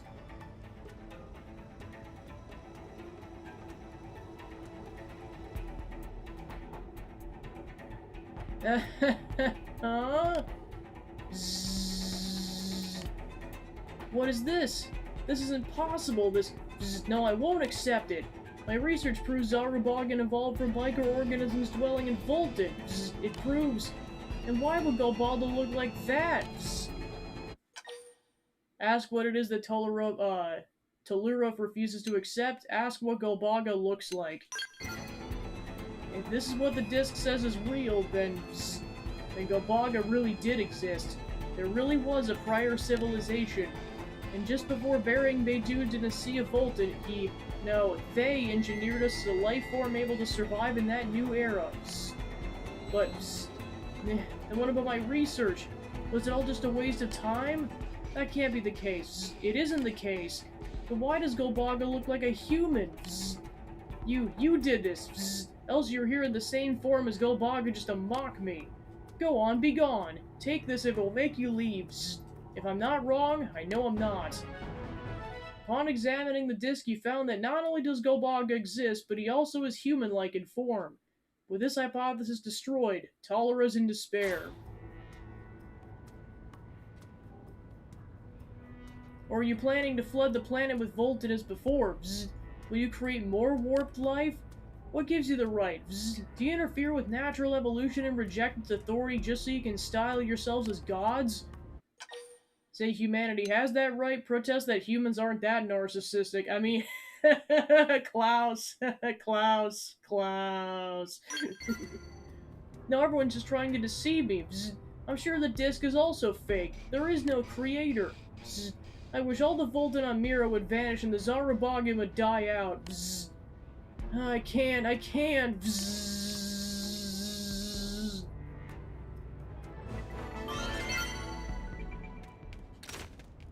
Yeah, I'm assuming the Samarans were the ones that created them. Considering they're kind of canonically the predecessors of humanity in this universe, but who knows? Alright, next side quest.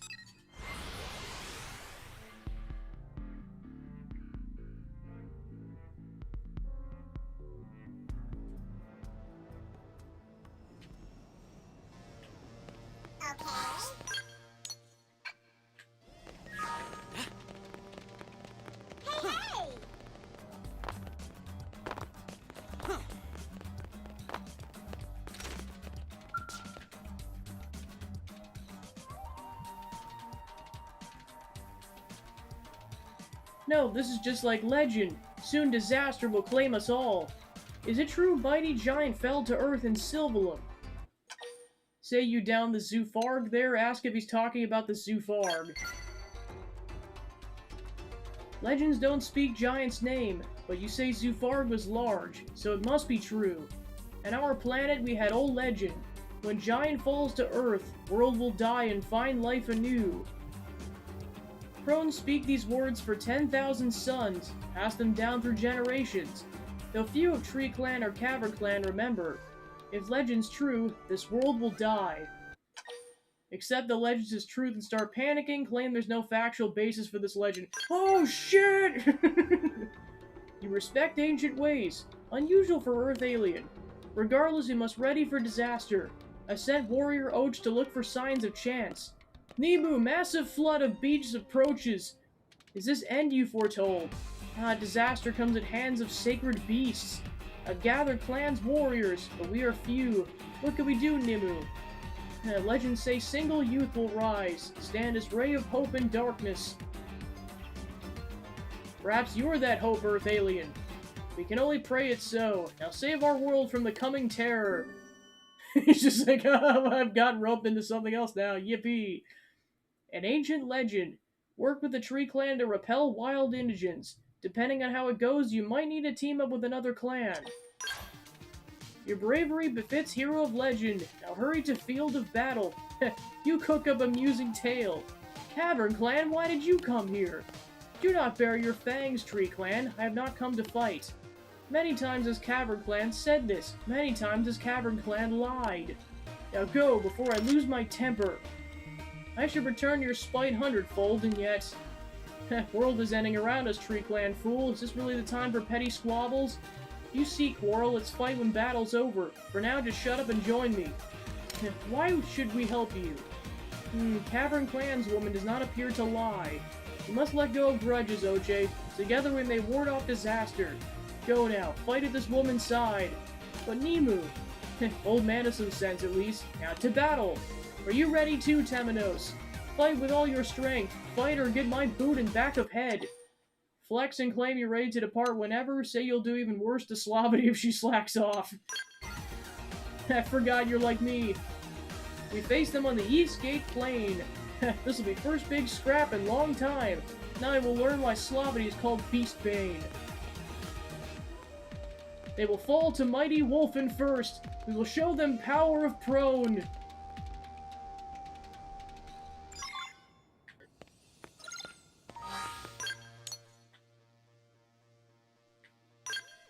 Yeah, this whole time, Mauricio-san's just like, the Prona got it, it's fine.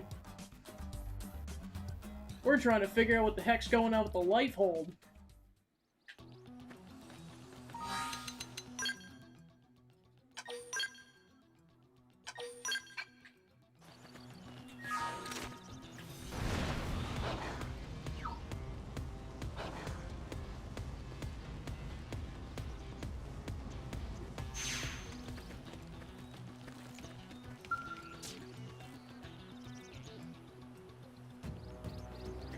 Many beasts approach, more than I see in lifetime. Such entertainment! Are you ready, Earth Alien? Tell Slovity you're ready anytime, say you need more time. Said and done. Now let's begin. And you, OJ Wolfen, do you come too? Of course, I will show you bravery of Tree Clan. We will see. Now let's crush disaster underfoot.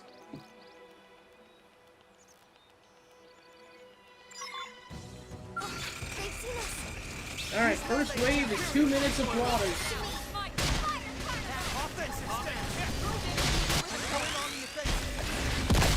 I'll make sure to leave a dent. The executioner! Victory!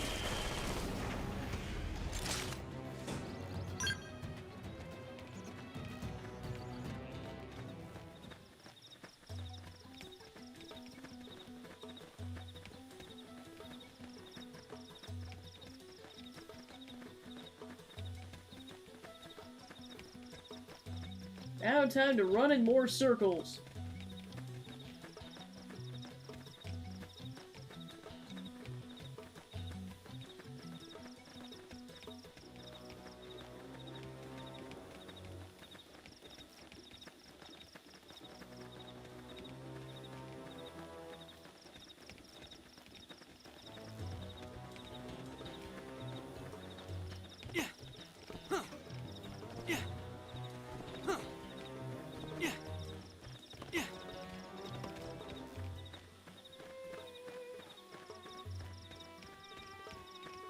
They're not really planning to fight. Use melee attacks! On me! Grant them no quarter! Over yet!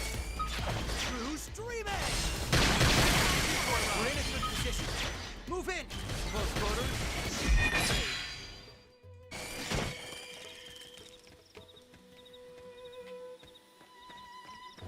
Alright, so we're going to deal with 2 waves of them, and likely none more will spawn in before the time runs out. Then on to wave 2!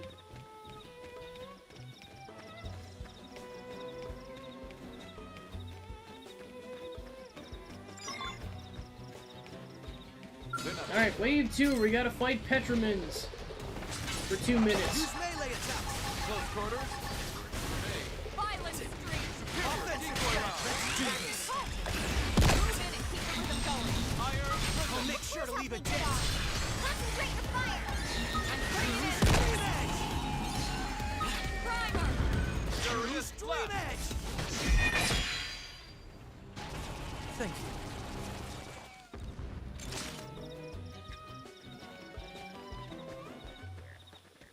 And then wait until Wave 2 spawns in.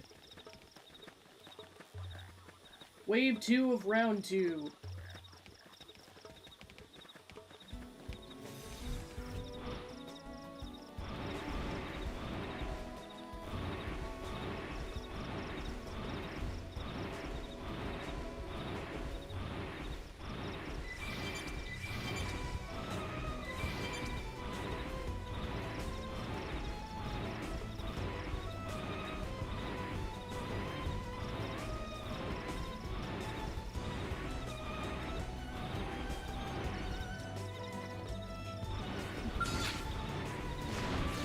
Use melee attacks. Game ends.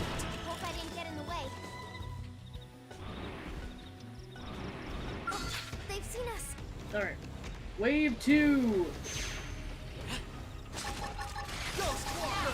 Melee attack. Superior decoy round. Put some power into this thing. I'm on the roll. Open fire. I'll make sure to leave a dent. Hostile neutralized. Switch to close range Watch me combat. go. Move in and keep the rhythm going. I'll make sure to leave a dent. See how I stack up True my head? Stream Move in Edge! for the kill. I see a chance to do some damage. Shadow strike. Superior decoy round. Alright, Wave 2 complete! Wave 3! With a melee attack. We have to fight a bunch of giant-ass Siniculas for 2 minutes. Shadow strike. Atomic hit. Offensive See how I stance. stack up my head? Let's do this. Move it for the I kill. see a chance to do some damage. We're in a good position. Move in. Now it's my turn. Tornado Blade. Giant-ass Sinicula fighting time! Stream Edge. It's not over yet. Violent spree. Let's do this. Ghost Move Walker. in and keep the rhythm going. Superior decoy I'll round. make sure to leave a dent. Tornado Blade. Now for a True buck. Stream Edge. Superior decoy round. Burning I'm on Slash. the roll. Open fire. Game Edge. Well then, that was passable. What do you mean passable HP? We just killed 2 giant bugs. What, do you want to go kill a level 99 tyrant? Yeah, I want to go fight the Telethia. Alright, your funeral, dude.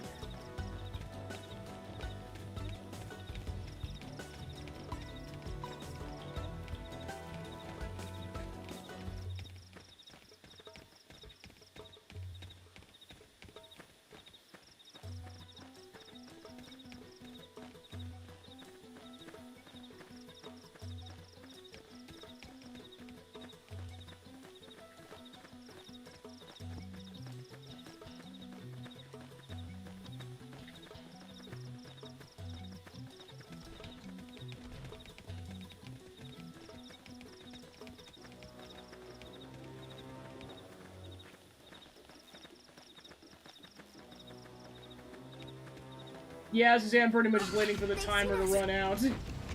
Powering up. Did have another Sinicula spawn in at the 10-second mark. Yeah, it's basically several rounds of taking down indigents. Iron prison. Move in and keep the rhythm going. Alright, round 3 complete. And that's all, folks. Time to go wrap up the quest.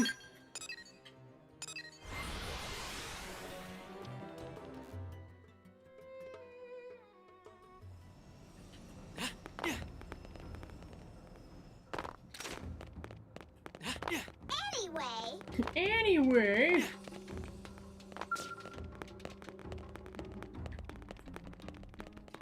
Good work. They told me all. It was great victory. Greatest, though I felled 20 more beasts than Cavern Woman. I left weakest for you. Others would have killed you. So face Sinicula and win like me before you brag. Only coward fights weaker prey. I admit you fought with bravery, strength, but I was still victor. Warriors are so stubborn. Who is stronger, Earthalian, Cavern Clan, or Tree Clan? Say Tree was stronger, Cavern was stronger, answer that both were equally strong. You are right. After 10,000 suns of fighting, we forget we're all children of Torment. If our clans would join together, be warriors fit to rival Rothians. When giants fall to earth, world will die and find life anew. Maybe this bond is new life of legend. Tree and Cavern clans fear nothing if we stand as one, and if you stand with us. Please take this gift and raise toast to new future. Disaster's been averted. Thanks to the help of the Cavern Clan, there were no casualties. Strength comes from experience. That's true on any planet. Alright, that's 100% completion of Primordia.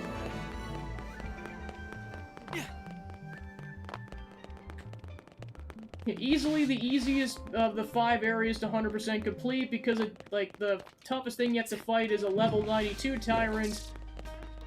And let's just say the toughest tyrants in the other 4 coordinates or continents are much tougher comparatively.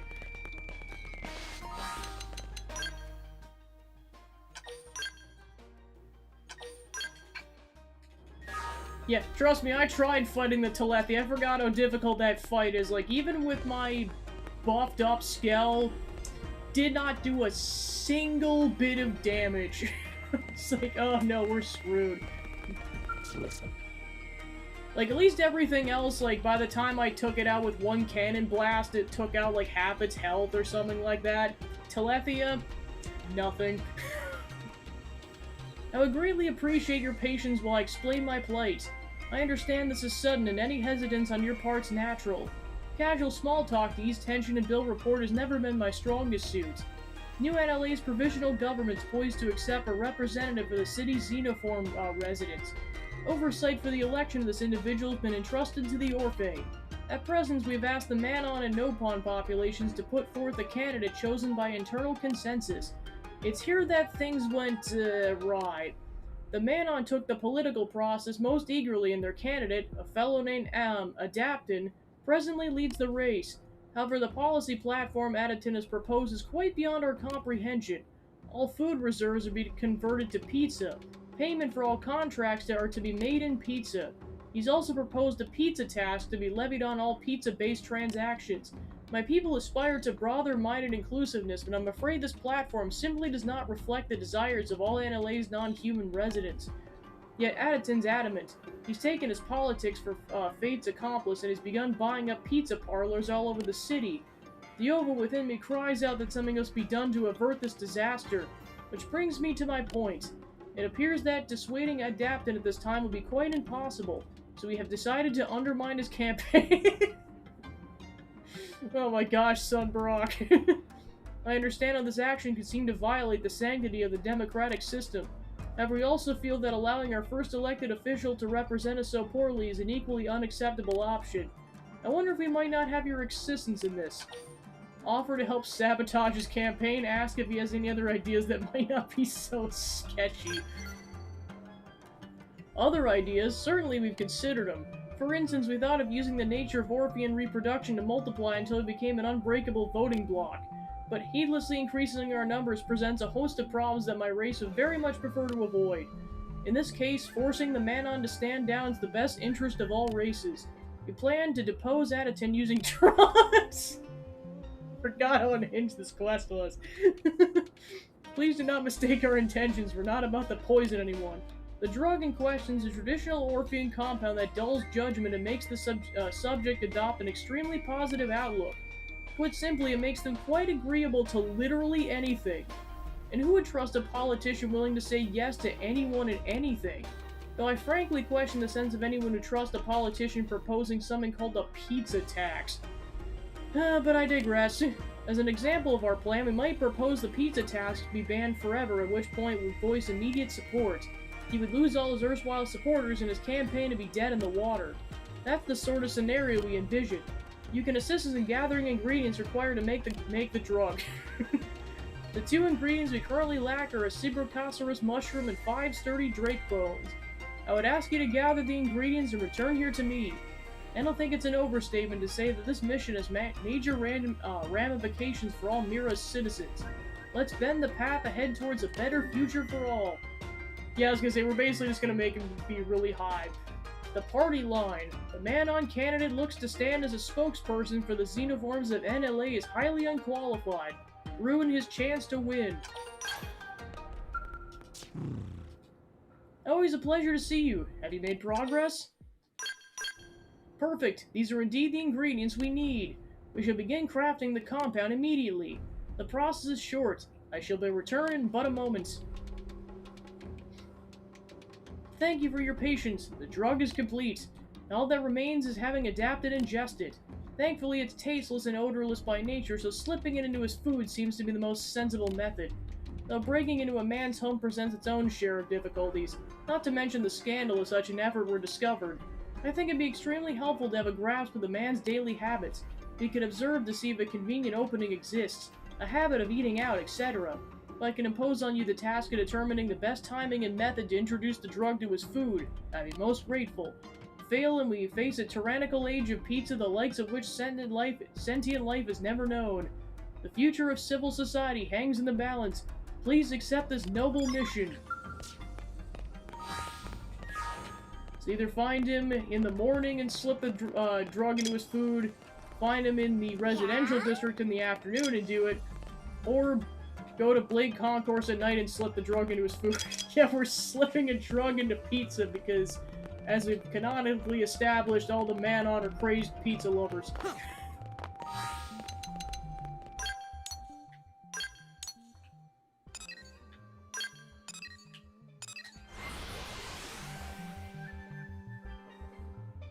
Time to ruin the pizza. Time to commit pizza crimes. There we go.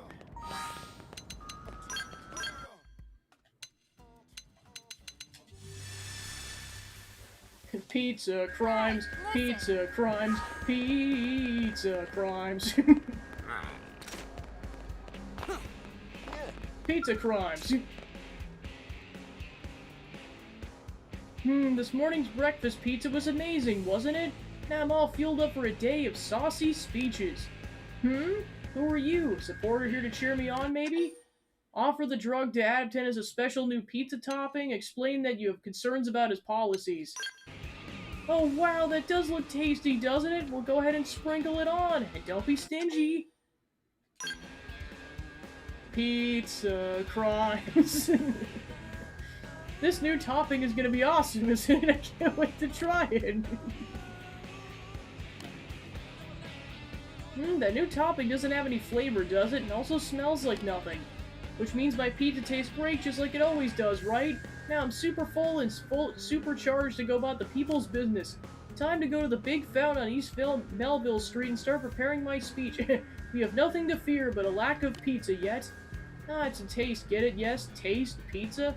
Anyway, see you later, friend. Or sooner if you're a supporter coming to listen. Pizza crimes, what the heck have we done? Hey, listen.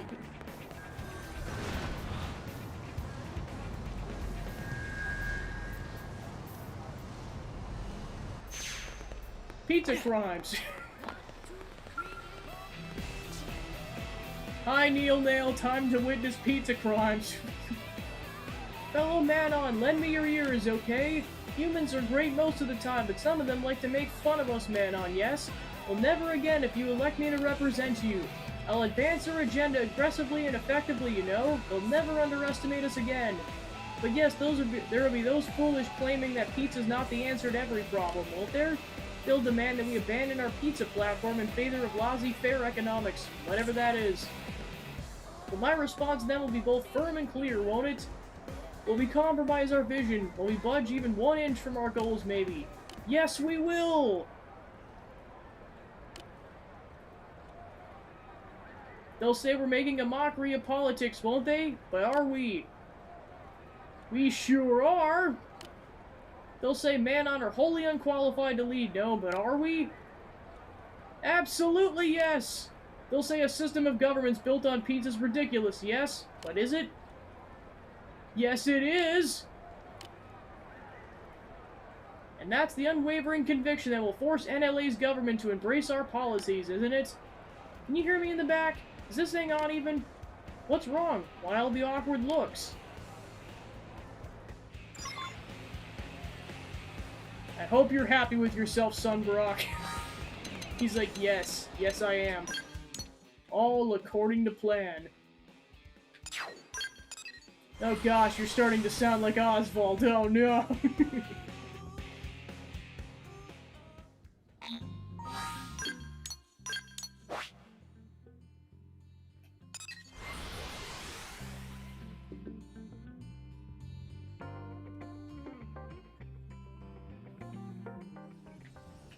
Hey.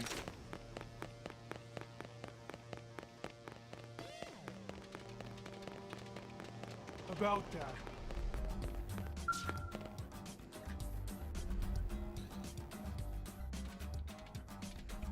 I've awaited your return, O bringer of light to our dark future. Everything's gone perfectly thanks to your efforts. A fleet of reporters mocked Adaptin after his speech. You can imagine the results when he eagerly confirmed every suggestion they threw out. I feel sorry for the fellow, of course, but this is about the future of all. The Orphe will remember his sacrifice always. Now that Adaptin's dropped out, the Nopon representatives finally begun campaigning in earnest, after much urging from us. He shall be giving his first speech. Hope you'll attend and hear what he has to say. Ah, here we are. I believe he's set to begin. This is Kapopo, the Nopon candidate.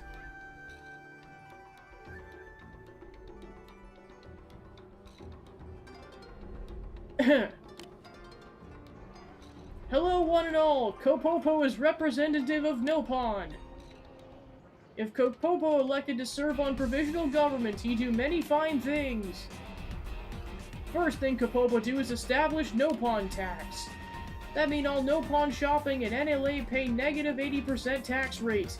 This daring new policy sure to bring massive economic growth to Nopon. Government by Nopon, of Nopon, for Nopon. This promise of Kapopo. And by promise, Kapopo mean thing forced by everyone else. So vote for Kapopo. Yay! I do not. I don't even have the words. This is no better than the Manon platform. Perhaps it's my expectations were unreasonable. Even if the specific rhetoric's a bit unbalanced, having someone with the government advocating for xenoform rights and issues is what really matters. These are the dialogue that emerges from this process which will guide the future of the city's governance. But what are your thoughts? Is the Nopon a viable candidate? Shrug and say Kapopo will probably be fine, suggest an Orphean run instead. Us, rather than the Nopon. This is not... We had never considered such a thing. My race represents an extremely small minority. I'm afraid we simply can't expect the same volume of votes as a Manon or Nopon candidate. This fact is what forced us to adopt the more indirect measures. If I thought the support was there, I might be something to consider. However, it feels like a less than realistic hope. Though now it's on the table, would you mind asking some of the city's residents how they feel about the prospect of an Orphean representative? I would rather much appreciate it. If enough support's present across racial lines, we'll accept the will of the people and announce our candidacy.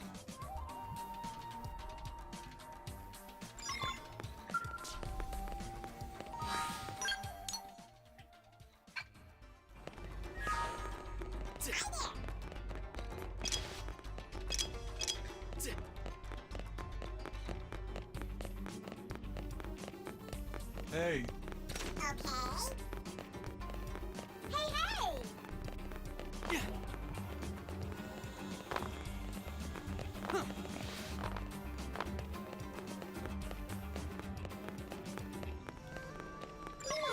If Kapopo becomes a representative, the Nopon might take over NLA.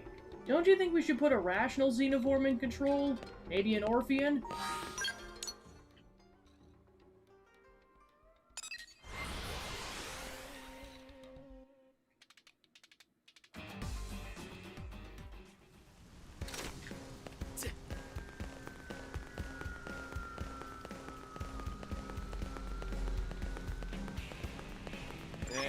The Xeno representative should be an Orphean, preferably one who's willing to listen to the opinions of all the other Xenoforms.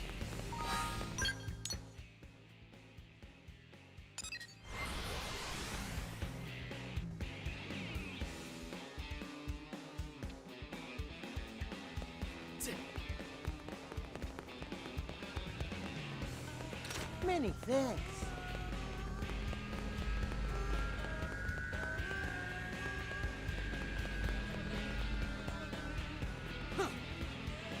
Listen.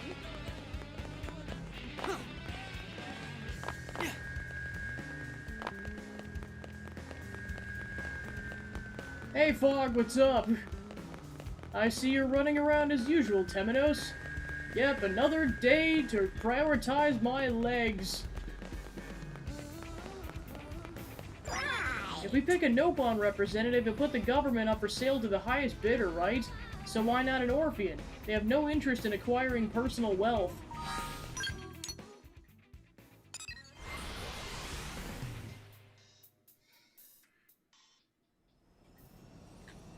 Hey.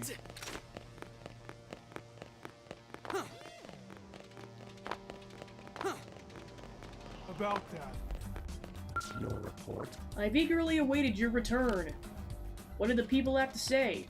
Truly, they hold us in such high regard. I see. To back away now would be an insult to those who place their faith in us, and an insult to you as well, considering how much support you offered at every stage in the process. We'll not let those efforts go to waste. We'll match them with our own.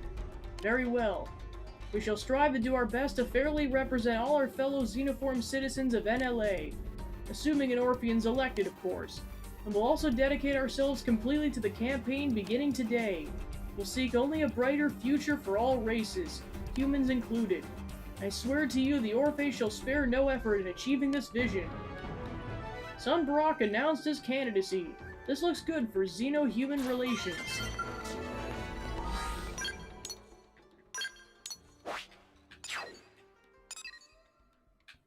Alright, we'll do this one next.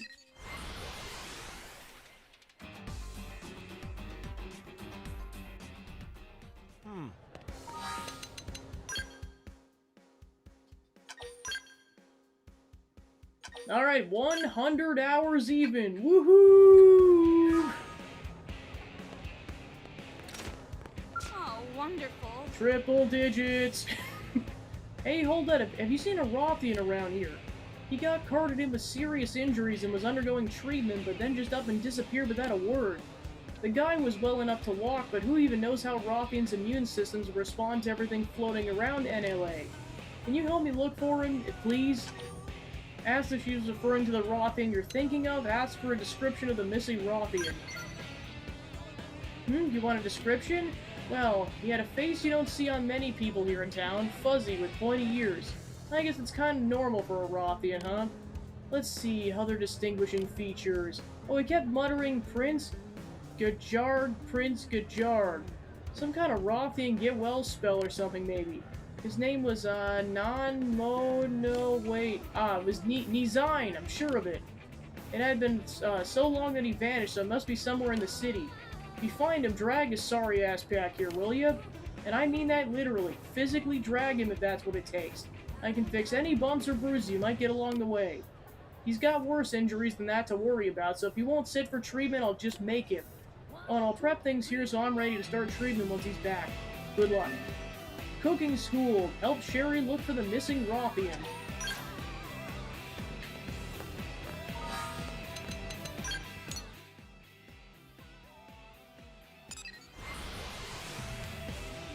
So this is the Rothian that initiated his affinity quest that we just did like 1 or 2 sessions ago.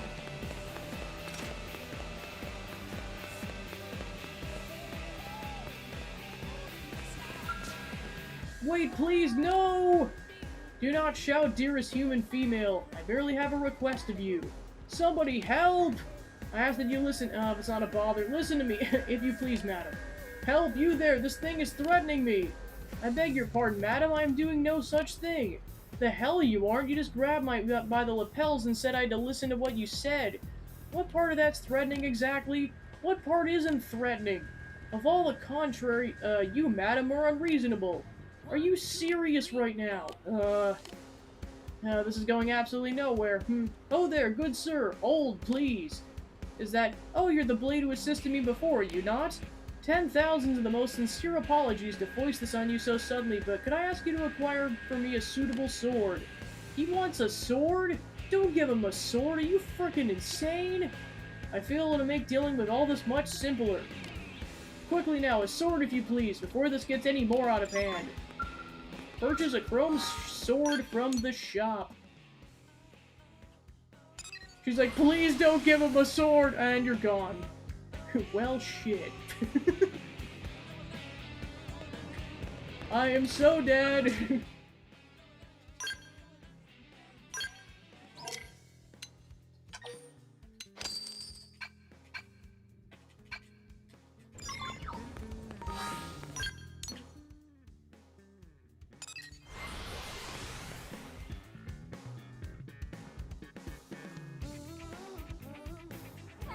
listen.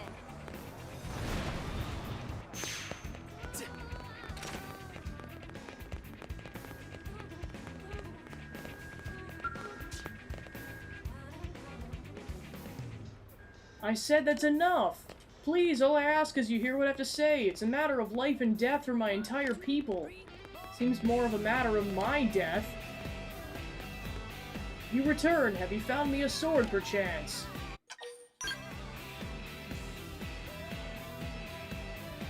Ah, this shall be my trusty blade, my partner with whom I shall share fate and cleave all in twain. Which brings me back to you, madam. No! Yes, this sword will indeed suffice for a kitchen knife. Now please hear out my request if it is convenient. This kick you serve in your establishment. Will you please teach me the secret of its creation? No! Wait, what? Cake, madam, the most delectable of foodstuffs with the flowery aroma and the spongy sweet taste.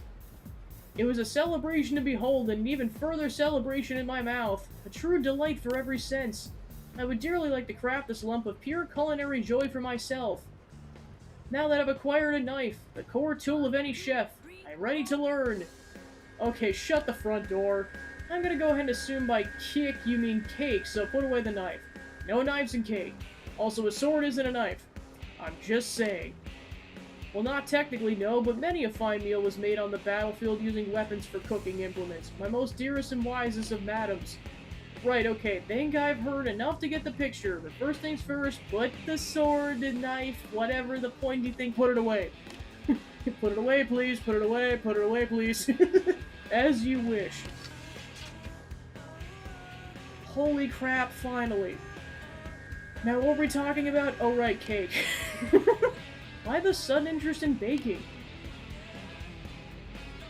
To a Rothian, meals are a way to refuel for battle, a means of taking in calories and nothing more. During times of war, all that mattered is how quickly a meal could be prepared and consumed. It's nothing more than adding oil to a machine. Finding pleasure in dining is a foreign concept. And yet this cake, this glorious cake, the moment that should be simple alimentation entered my mouth, I found my soul stirred and my morale at an all-time high. We're accustomed to drawing physical strength from the food we consume, but this replenishes mind and spirit as well. I was flabbergasted. It's a miracle ration, madam. This is cake. Wow, just wow. I'd never in my life heard anyone wax poetic over one of my cakes. I guess you don't seem like a bad type of guy. A little passionate, maybe.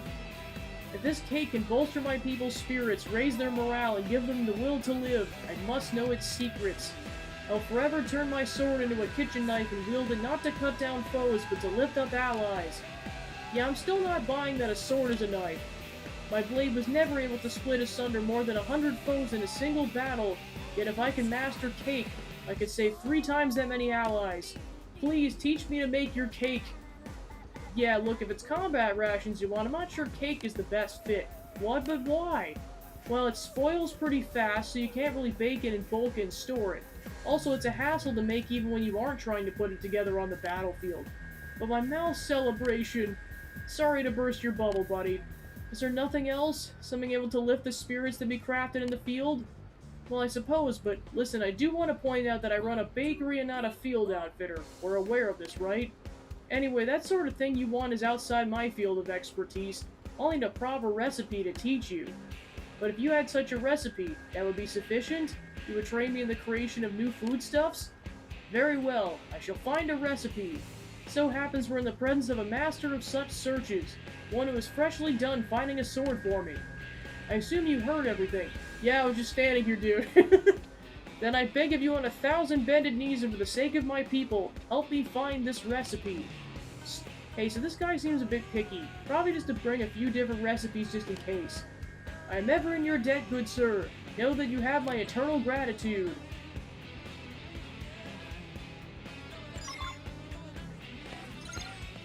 Gather recipes in the residential, administrative, and either industrial or commercial districts.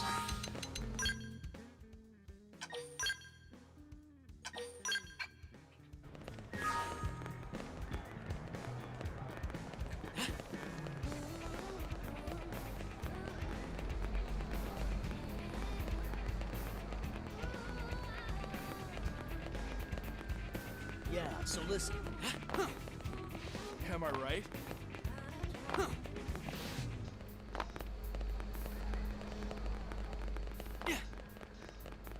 You've got to hear this.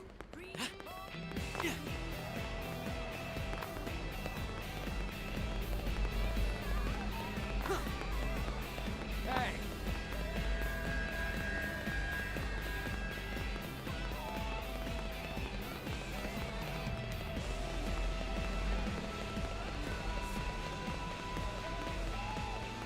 Oh boy.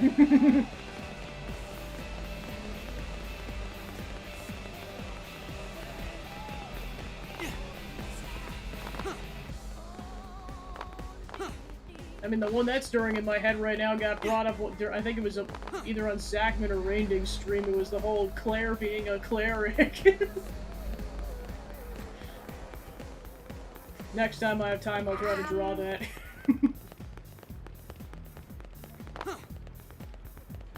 Do I have to spell it out?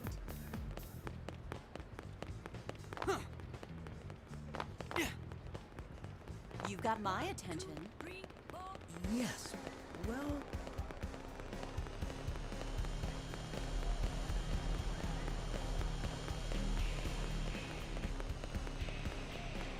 okay, well... Wait till you hear this.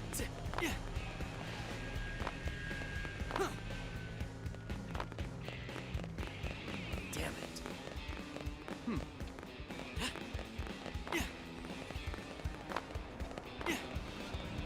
Listen.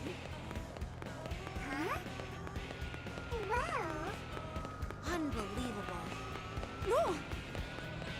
Yes.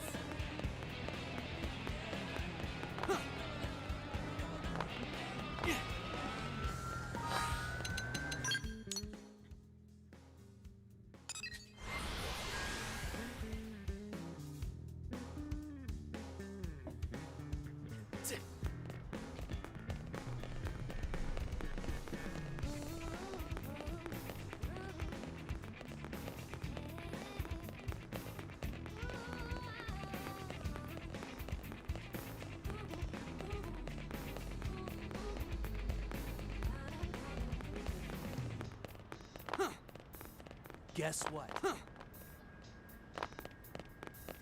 Hey, listen. Listen.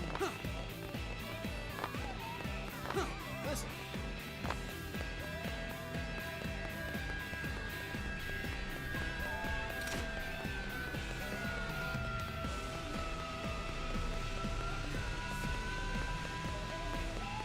Temino, stop running for 5 seconds, please! No. Get good, HB, get good. That's what we call a skill issue. You're lucky I don't have asthma. Get a load of this. If you're looking to make a lot of food on the battlefield, you can't beat a hot pot. Throw in meat, herbs, mushrooms, whatever, and bam, you got a meal.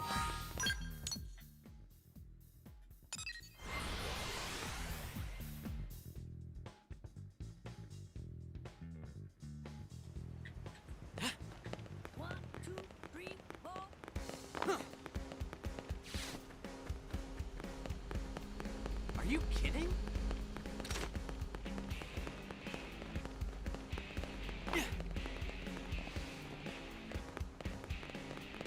I told you.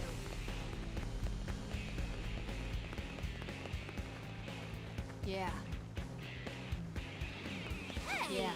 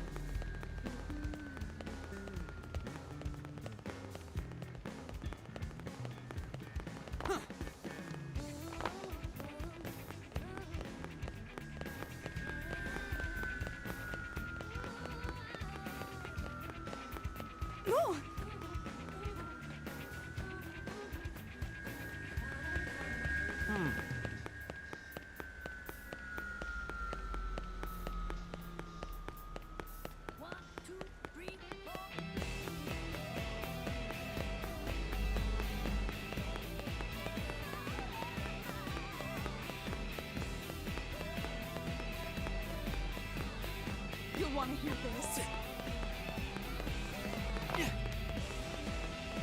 Check this out, okay?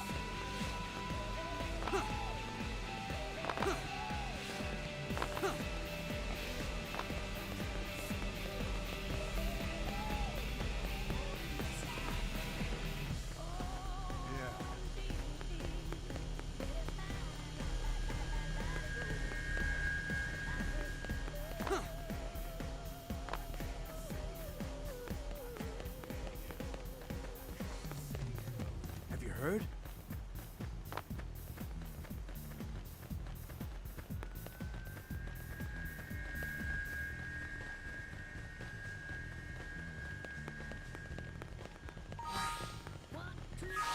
Alright, let's see.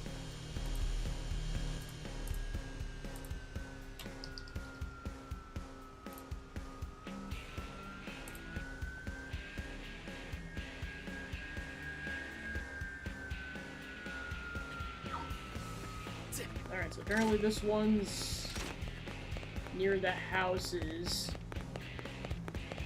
You'll want to hear this. You're looking for new recipes, and I'll teach you the curry recipe that's been handed down to my family for generations. Careful though, it's spicy. Like Ring of Fire spicy.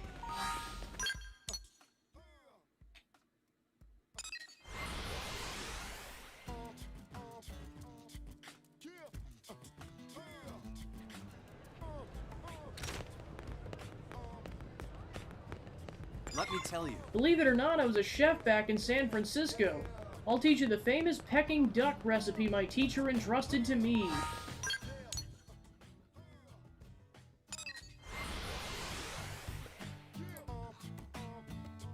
He's just like, I don't want to burn today. Yeah. That's more of Oswald's thing.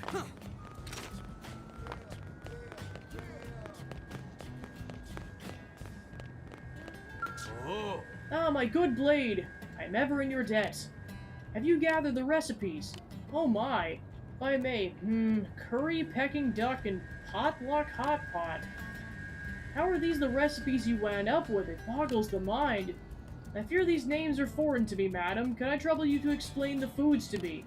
What? Sure, I mean, I'm no expert, but yeah, I can give you the basics. So curry, you take meat and veggies and spices and turn them into a rich stew, basically. You can serve it with rice or bread or whatever. Peking duck, well, Peking was a place and duck was a bird. The dish is the one of the roasted whole. Oranges are involved, I think. And the last one, potluck hot pot? Oh boy, yeah, that one stretches the definition of recipe a bit. You throw anything you want into a pot, add whatever stock you have, and call it a day. That's it. Great then, which one do you think he should learn? Suggest that he go with curry, the Peking duck, or the hot pot. A savory stew of meat and veggies. Yes, that sounds intriguing. My family used to make it when we went camping, so I can vouch for being pretty easy to make in the field. So all things considered, I think curry's our best option. Understood. I would dearly like to try my hand at it. Please, madam, train me in the ways of curry. I'd be happy to, but, well, we can use my kitchen and cooking utensils, but we're still short on ingredients. An easy matter to resolve. As it so happens, we're in the presence of a master of such searches, freshly done with finding my sword and the recipes. Saw that one coming. I trust you heard everything, yes? Then please, for the sake of my people, go forth and gather the ingredients to make curry. You're really getting the short end of this deal, huh? Well, thanks, I guess. Ever in your debt once more.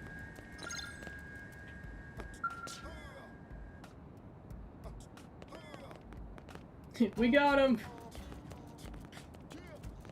I'm ever in your debt, my good blade.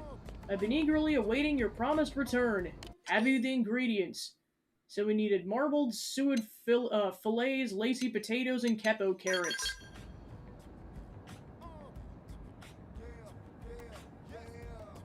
I see meat and various veggies. These are at least familiar to me.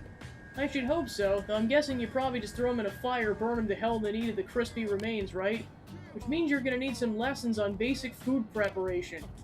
I shall be your most eager of students. Well, I'm already in this thing up to my eyeballs. May as well see it through. Let's head into the kitchen.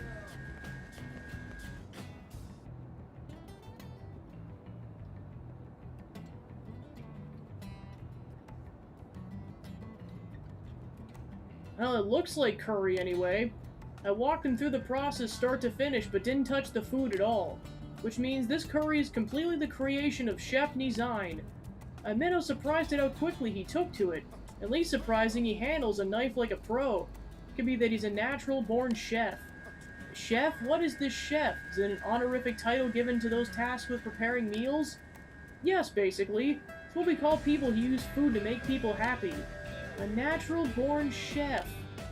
Yeah, well, you should probably have a taste test before I start handing out stars to your theoretical restaurant. Traditionally, it's the chef who does the honors. You made it, you try it. This is a customary reward.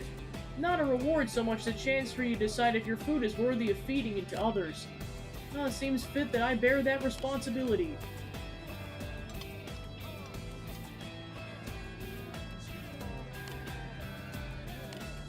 This... well, how's it taste? The immediate thrill when it touches the tongue, the burning warmth that it passes down the throat, the sense of satiety that it brings on reaching the gut, and above all, the spicy flavor that strikes the palate with the force of a punch. Exhilarating, shocking, my heart dances, madam. What manner of divine food is this? Curry? I thought we covered that part. I'm truly experiencing delicious for the first time. This is the greatest pleasure I have known. My mouth screams with delight. Okay, let's not go overboard here. It can't be that good. Here, gimme. You're too crazy to have a rational opinion.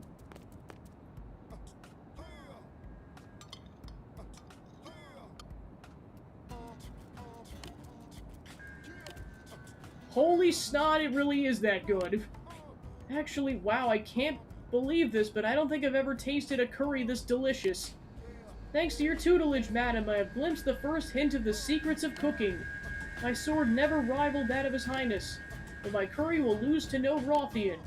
I figure as I'm finally able to stand as the prince's equal, I've found a path I can walk without shame, a self in which I can take pride. I am in your debt, most beautiful and wise madam.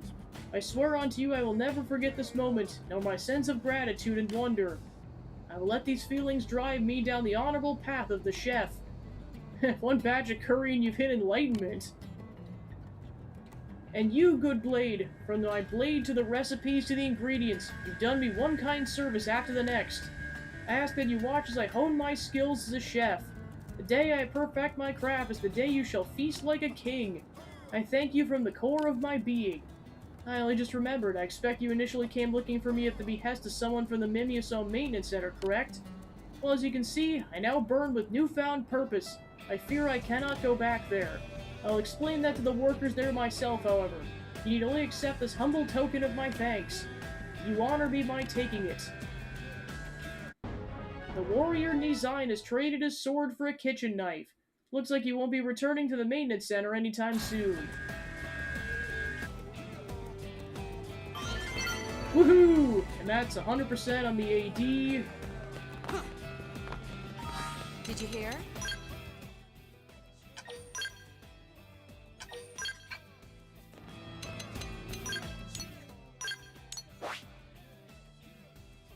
Alright, so we got 2 left on the books.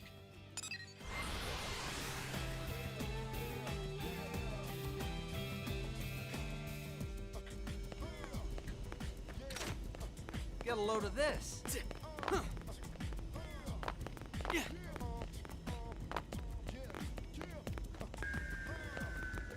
Listen.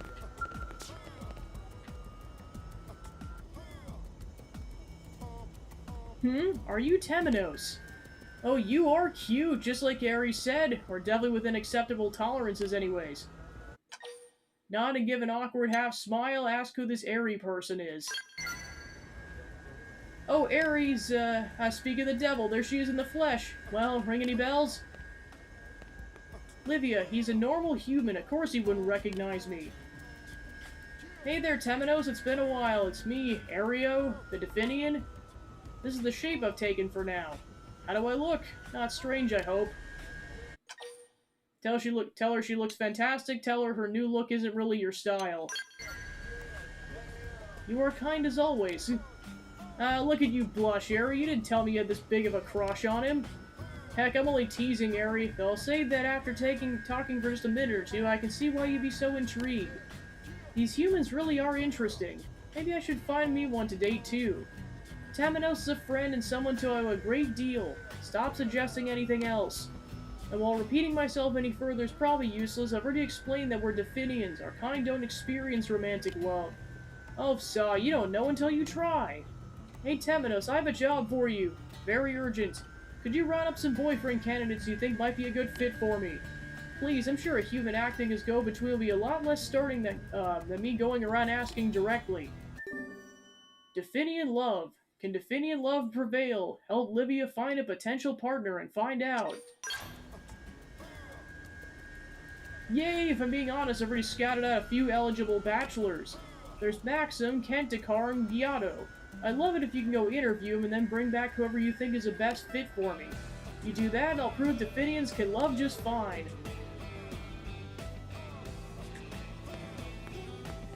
Yeah, then if you're playing as female cross, they will appear as male humans.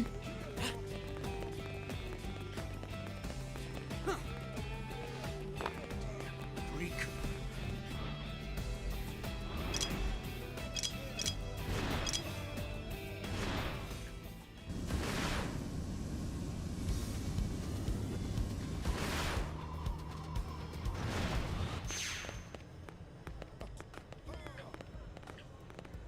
Yeah, nice. Oh man, today's training felt great. I'm ready to take on anything. Look out, indigents, you're gonna feel the pain. Got a job for me? Anything you need help with, you say. My muscles will take care of it in no time. Check these babies out.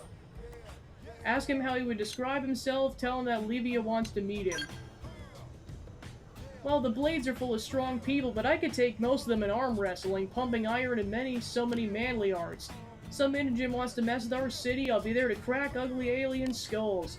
Yep, Giotto and his muscles can handle most anything, well, except ladies. Always had a bad luck with ladies.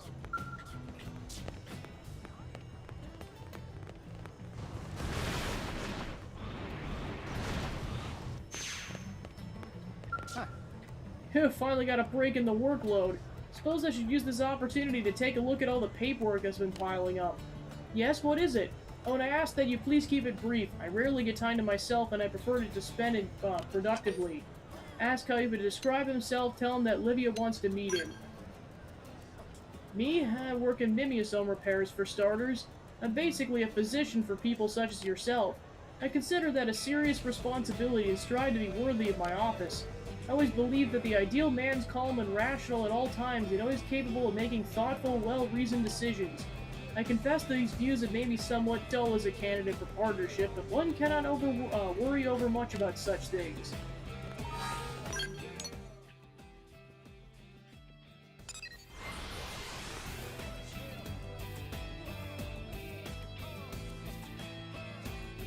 Yeah.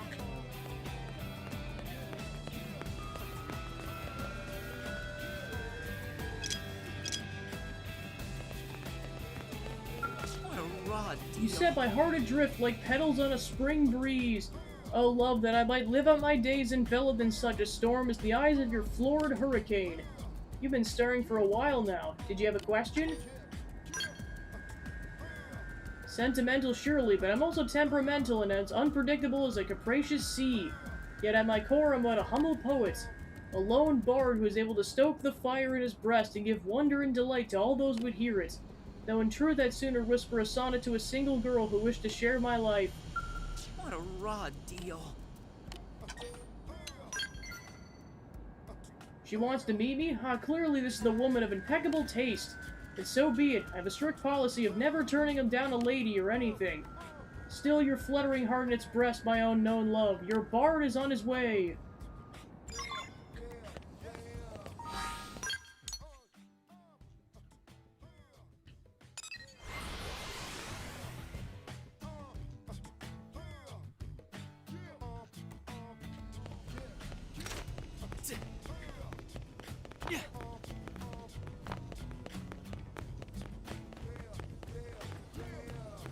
Nice work. Oh, you brought Maxim. He's so interesting to talk to, isn't he? He can make a fine boyfriend. Now it's just a matter of figuring out my approach. So what's your style when talking up a cutie? Say that Livia should give him a present, admit that you've never really dated before. Oh boy. Ah, you're the giving type, huh? Generous is always an attractive look. Then maybe I'll give him a snowy angel hair, some Mirandium, and a primitive colossal statue. I'll be waiting right here when you get back with all that. Listen. Thanks.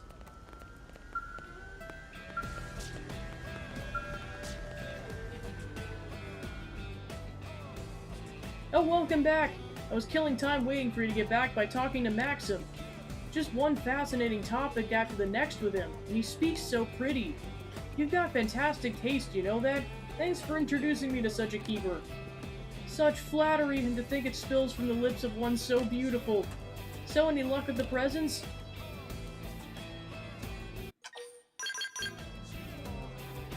Well, you really went and got them all. Man, that must have been such a huge pain. I know it's way too late to say this, but I'm sorry. You just have this vibe like you can make any request happen. Guess I kinda got swept up in that. Say you're nothing quite so magical, turn red as you soak up the compliment. Oh, look at how adorable you are. I'm sure letting that cute side peek out in between the butt kicking is a big part of your charm. Frone's like, can confirm. But thanks, I'll take these. And give them to you, Temenos. Yep, I thought it on long and hard and decided you're the one I'm really stuck on. No, can it be so? I'm sorry, Maxim. It finally clicked for me halfway through our chat. You're wonderful, but it's Temenos that I have special feelings for. Besides, I'm sure if you saw the real me, you'd run away screaming, and no one wants that. No, that's untrue. I would worship at your feet no matter what you look like. You really sure about that? Well, okay. Surprise! Told you. So, what do you say, Temenos? Probably don't find me very attractive, do you? Tell Livia that's not the case at all. Gently break it to Livia she's not your type. Really? Oh, we can... Okay, that's enough, Livia. Stop bothering Temenos with this nonsense. What? Nonsense? I'm just saying I like him. That's precisely what I mean. Just hearing you say that makes me nauseous for some reason. I don't know why, but you have to stop, please. You're gonna drive me insane. I see how it is. You're lucky I like you so much, Aerie, but alright, I'll call it a truce for now. You're so naughty, Temenos. Not one, but two Definians going crazy for you. Well, here's a little something to remember me by. No, it's a present. No need to give it back. For now, anyway. The one Livia chose was you, and believe it or not, Aerie also seems to be in love with you. It's like, yeah, forget the ships with any of the other characters. This is where the real shipping is at. Listen.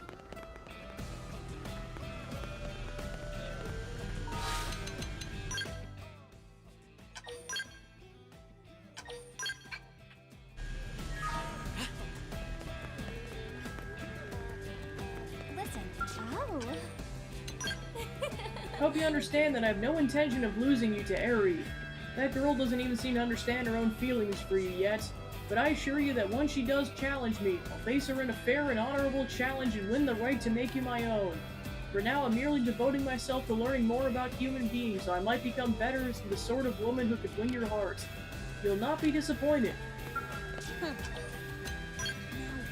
What have you done to me? Whenever I look at you, my heart aches. What could it mean? I tried to ask Livia, but she merely smirked at me and said nothing. What am I supposed to do?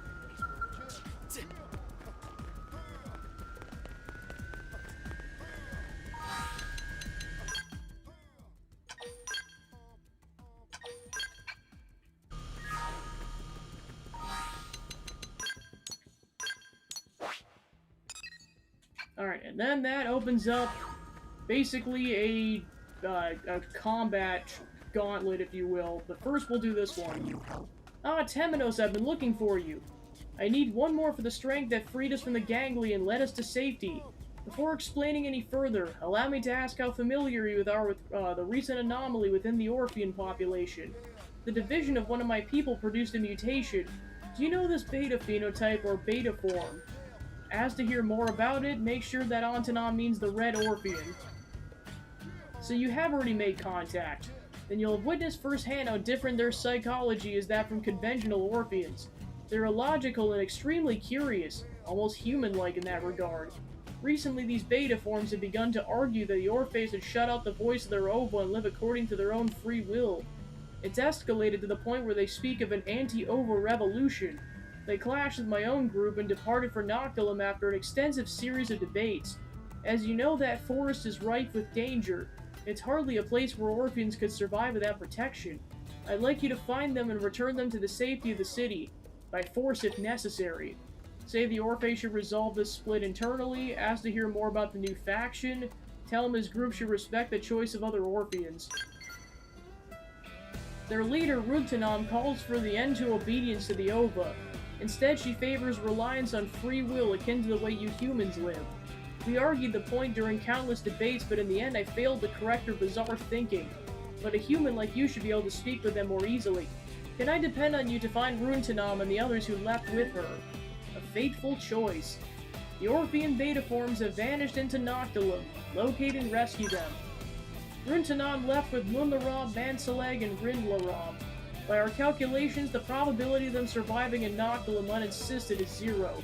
But you humans have divided our calculations on several instances in the past. I ask that you put an unpredictable and unscrutable ability of yours to use again and keep my fellow Orpheans safe. Yeah, and based on that recommended level, you can probably guess exactly where they went.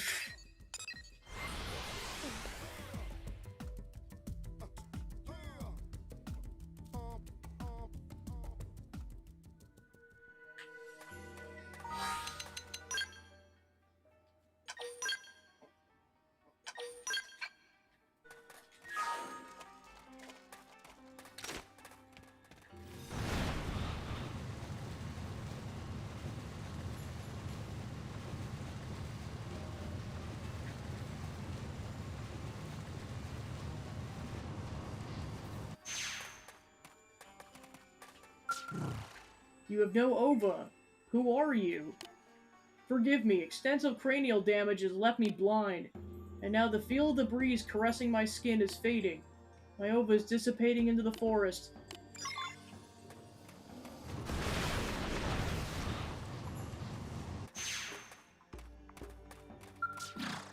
You are human? Ah, sent by Ontanam.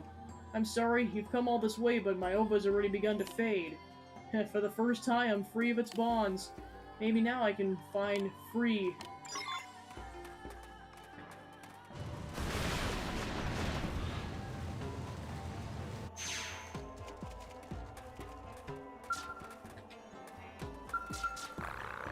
Who are you? Oh, you've come to help us? Sorry to trouble you. We're wrong. The voice of the Ova was right. It was right. We were never to touch what lies further in. Please, Runtanam, go save her.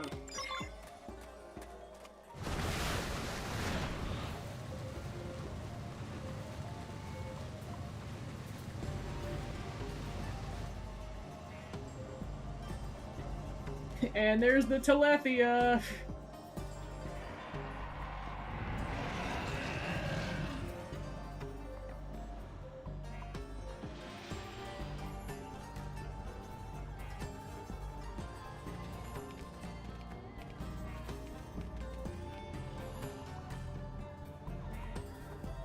Did Ontanum send you? Ah, come then. Have a look at this beautiful creature. Beneath a fierce exterior poised to devour all it sees, it hides a spark of intelligence. Beneath its overwhelming presence, there's a faint sense of nostalgia, something primal. Seems akin to the beings you humans worshipped, gods and devils as you called them. Convince her to run away, join her in awestruck observation. It's a wondrous beast. I'm glad I ignored my Ova's exhortations to run. I'm certain this forest contains something of crucial importance to my people. Something so great it moves the Ova to terror. We have a responsibility to seek the truth, both of the hidden nature of the world and the reason for our birth. Even if it means disobeying the Ova, even if it means dying. We must keep moving forward. Please relay this message to Otanam for me. Until we learn to master the Ova, rather than allowing it to command us, our future will lead us nowhere. We are fortunate to have been given this wonderful power. Please help our people use it meaningfully. And thank him for giving birth to me. Yeah, so that's what the Ova saw.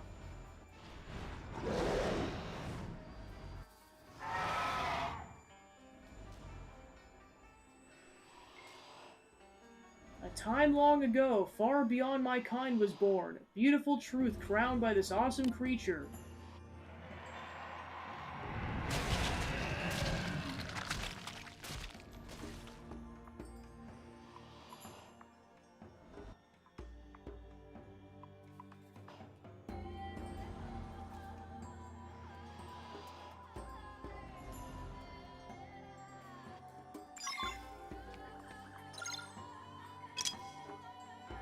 So yeah, basically from here you have a choice, and it basically just gives you a slight bit of lore that, I mean, it honestly just tells you, like, this is the Telethia, this is kind of what this thing means, and not too much beyond that, so it's honestly not worth fighting this thing.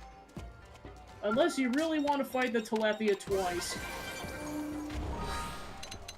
I say that because in order to do, finish out map completion, it must be defeated in a non-mission encounter, so, like, honestly, you might as well just come back and fight it only once. Because if you fight it here, you're gonna have to fight it again for map completion purposes. Unless you just want the extra challenge of having to fight it twice. That is purely up to you. Like, you do not have to fight this thing.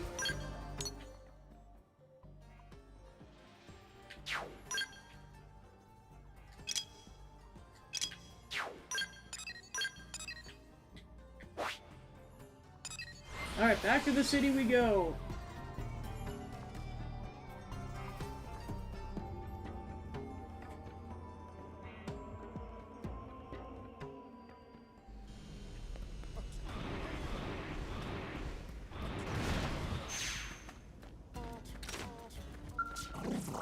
What is this? My Ova seethes. What has happened? Where are Runtanam and the others? Tell that we're eaten by indigents, deliver her message. Devoured by a beast, and yet our last words were that we must learn to master the Ova? Ridiculous! The Ova's ever with us, and we are with it. To betray that is to negate any meaning to our existence here. This should at least show that any other anti-Ova supporters the folly of their stance. These deaths are stark evidence that we cannot live without the guidance of the Ova. The loss of Rutanam and the others pains me, but I hope this will bring the Orphate together again. I plan to take an active role in guiding new divisions so that this tragedy will not be repeated. In the meantime, you've completed the tasks I asked of you. Please accept your reward. Runtanam and the company were wiped out. You informed Untanam of Runtanam's demise. Quest complete.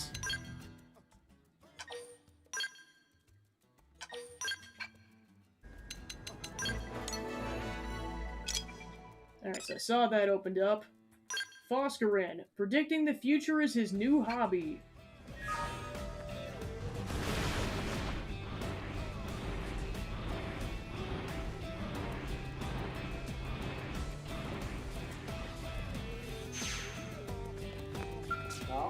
Ah, it's you! What perfect timing!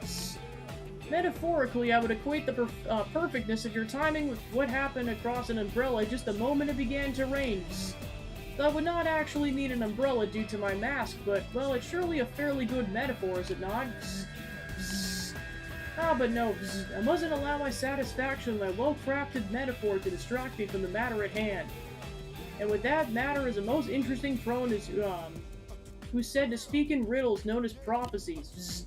Contradictory though it sounds, he says the messages from the past can be used to see the future. Do you have any knowledge of this man? I'd very much like to ask him why he chooses to speak in such a fashion. Explain that Nemu Torten is the man he seeks. Remain silent to avoid any potential trouble. So this man dispenses prophecies day and night in the guise of a storyteller. Zzz. A most amusing and fascinating calling indeed. I would very much like to meet this Nemu. Zzz. Or to put it in terms of the prophecies in which he trades, perhaps I was destined to encounter him. Zzz. That our encounter will be fulfilling a prophecy crafted thousands of years ago. Zzz. What a strange feeling.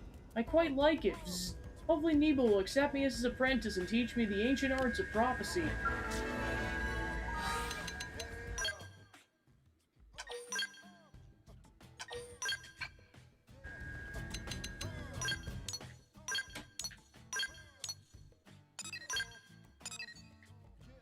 Alright, so that's locked for now.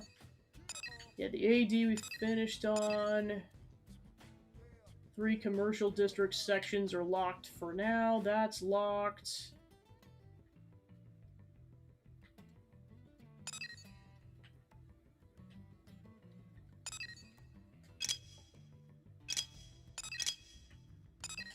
Alright, next up is... we'll at least start the battle gauntlet. It might be a to be continued going into tomorrow. Because it really is that long.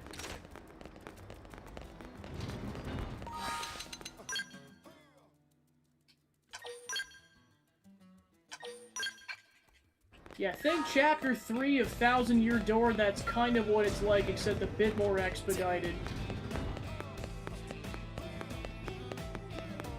Basically involves doing a crap ton of side quests because you're gonna fight a bunch of different characters that you encountered across, like, dozens of side quests. You there. Oh, a single glance tells me you're no common fighter. What a marvel, this city.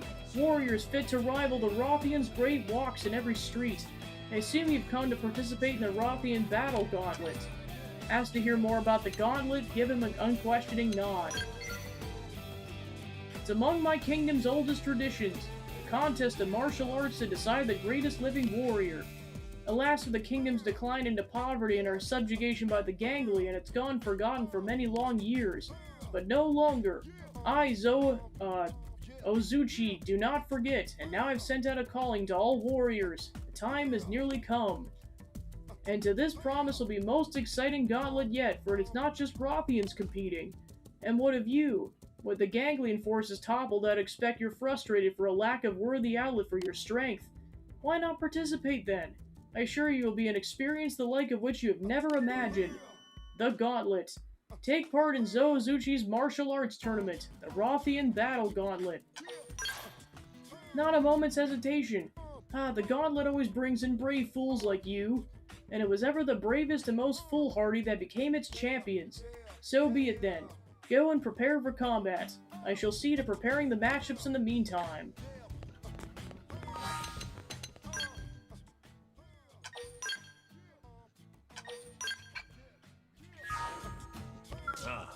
Greetings, warrior. Every matchup save for yours has been decided. I'm impressed. The participants this time around are truly formidable. I thought there'd be few outsiders able to match a Rothian in combat, but now I see the space is a vast place full of surprising people. This will be a tournament to remember for all time. So are you ready? Say you need more time, or nod resolutely. Your first opponent will be the princess of the respected House of Zo, a woman fit to match swords with any challenger. I take it the two of you know each other? Her eyes lit up when I told her she would face you. I won't ask what transpired between you. Watching the fight will tell me all I need to know. Warriors of your caliber speak more eloquently with blades than words could ever hope to rival.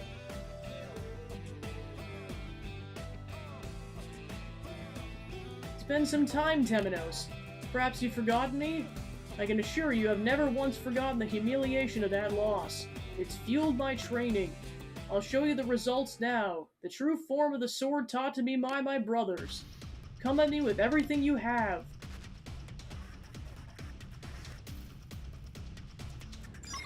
They're not really planning to fight. So yeah, to put in perspective how tough this is, the first person is level 50, so this is not to be taken lightly. Decoy round. We're in a good position. Initially, well, of course, the Wii U version, like, it was, the original level cap was 60, so you have to keep that in mind.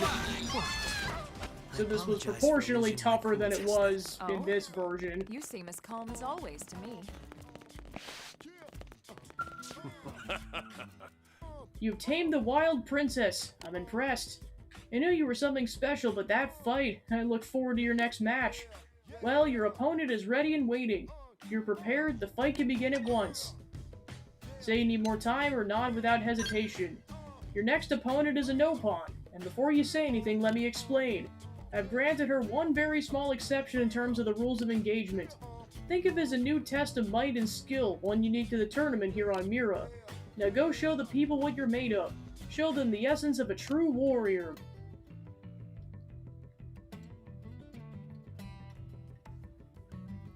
Now Lulurita, strongest no pawn in Drongo Caravan, enters fray. No wait, scratch that. Strongest no pawn anywhere. Lulurita came to prove she is toughest one on an entire planet. Huh? Friend wants to know if Lulurita is going to fight him in bloody combat to death? Oh, Friend is so amusing, but no. That is ridiculous. What if Lulurita got hurt? No, Friend would face the army of raging noppopotamuses. Lulurita spent ton of time and money training. Now brace for battle while Lulurita braces for spectating from safe distance.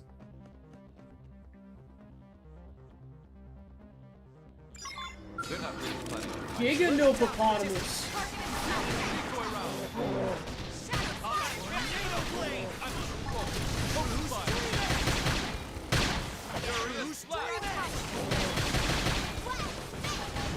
Put some power into this one.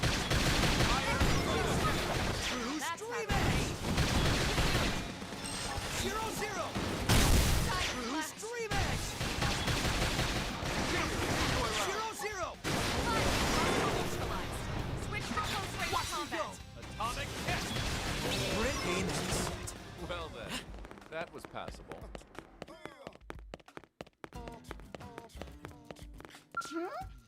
Removing heavy packs that carry was supposed to make Noppopotamuses at least 17 times fiercer. Lulurita guessed that was still not enough. Now poor things are all beat up. Nice long soak in hot springs at Drongo Caravan will do them word of good. And Friend was strong as ever. Lulurita's sure Friend can go all the way in gauntlet thingy. A marvelous battle. You carved through that pack of beasts like they were mere flies. Again, you prove I was right to invite you. Ask about your next opponent, tell him your victory was inevitable. The true test will be whether you can maintain that bravado when facing your next opponent.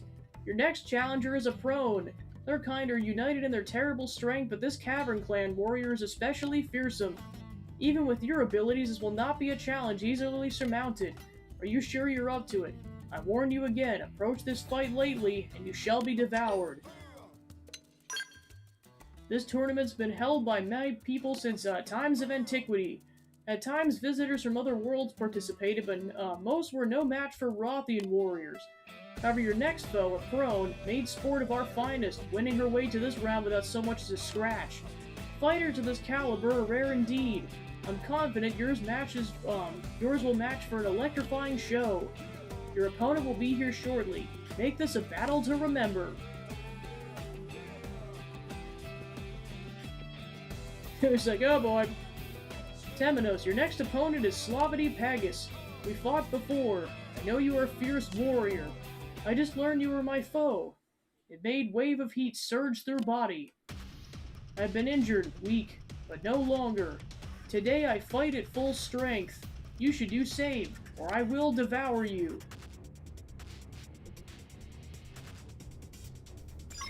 They're not really planning to fight. Wear them down from a distance. Target in sight. Superior decoy round! Xenoblade! Strike. Close quarters. Stream edge! Now get in there! My Furious blast! Victory is ours. That one was guaranteed.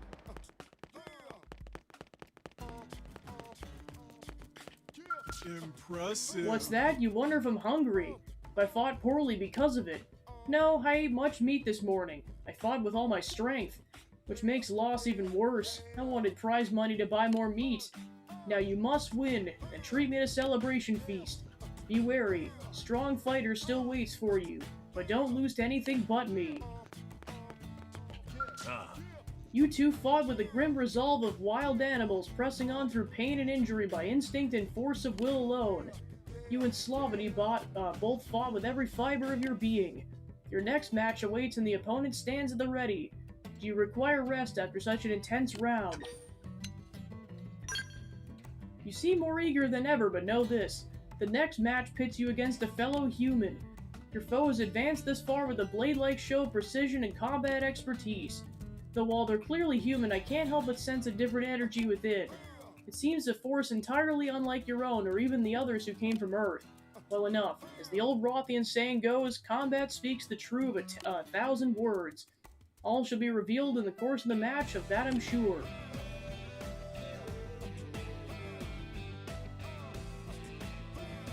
I always wanted to try fighting the people of this city, so I borrowed the shape of your kind and entered the tournament. Never did I think I'd wind up fighting you. Strange connection we share, don't you think? How's that? You don't recognize me? Well, I guess it's to be expected. I can't exactly show my true form, you know. But I'm actually... Tell you what, if you win, I'll tell you who I really am. I know you're strong, but I won't go down easily. I've been through my share of tight scraps as a blade, after all. Time to fight Gwyn. Oh yeah. They've seen us. Let them down to the distance. Cover fire. Superior wild. Tornado blade. Stay down. Wild smash. We're getting there. Now's a good time for some gunplay.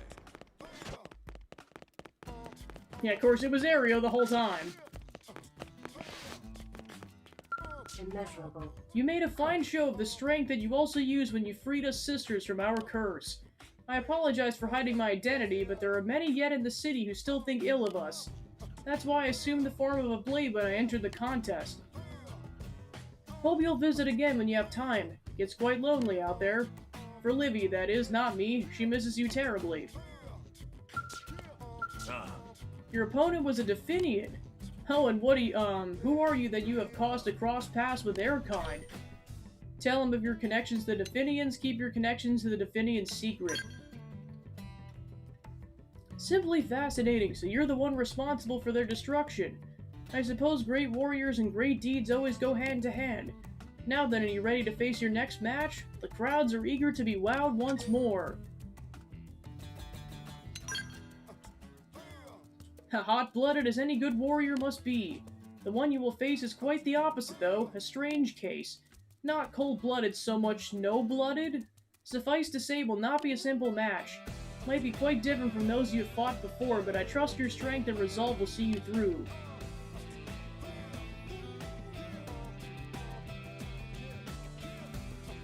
I did not think I'd have the opportunity of seeing you again here, Temenos.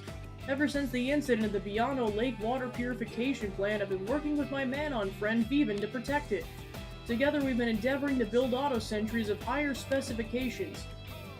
We thought the Gauntlet would be a fine place to test our latest model, you see, and we discovered we were matched up with you. This should hopefully be fun, isn't it? Between the science I learned from the professor and the tech of Mr. Insect here, I think this auto-sentry might be perfect. This machine's most likely invincible, probably. Forgive it sounds rude, but having assessed your latest combat data, the probability of our machine winning exceeds 98%. I fear this will be a terribly one-sided test, but we greatly appreciate you contributing further data to the project. Viven's like, I'm out of here. They're not really planning to fight. Wear them down to the distance. Watch them on field marksman does it. Fire carnival. Put some power into this. 0-0. We're in a good position. Move in. Tornado blade. Leave this to me. I'll make sure to leave a dent. Slide. Tornado blade.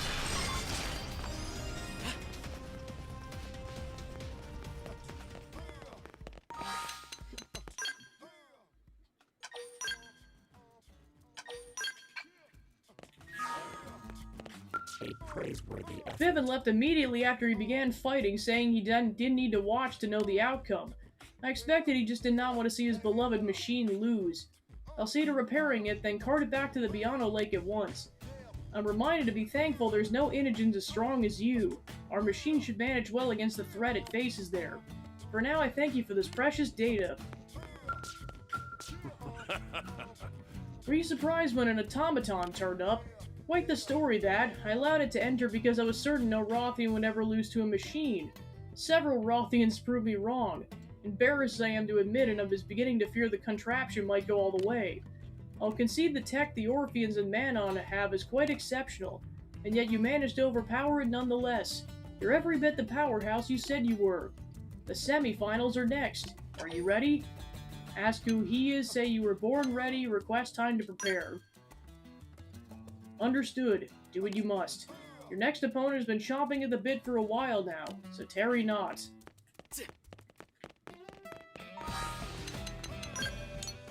Alright, so based on that, there's probably 2 rounds left, and so we just probably start the next session with that, and then jump straight into Chapter 13. Just throw Tatsu at him.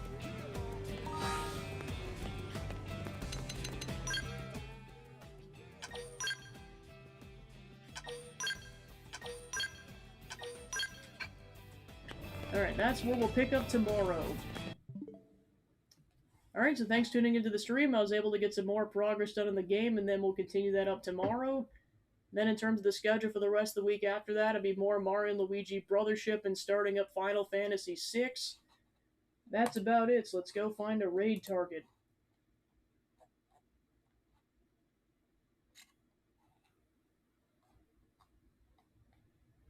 Let's go raid Maniacal. Alright, cool. So thanks for tuning in, and I'll see you guys tomorrow. Take care.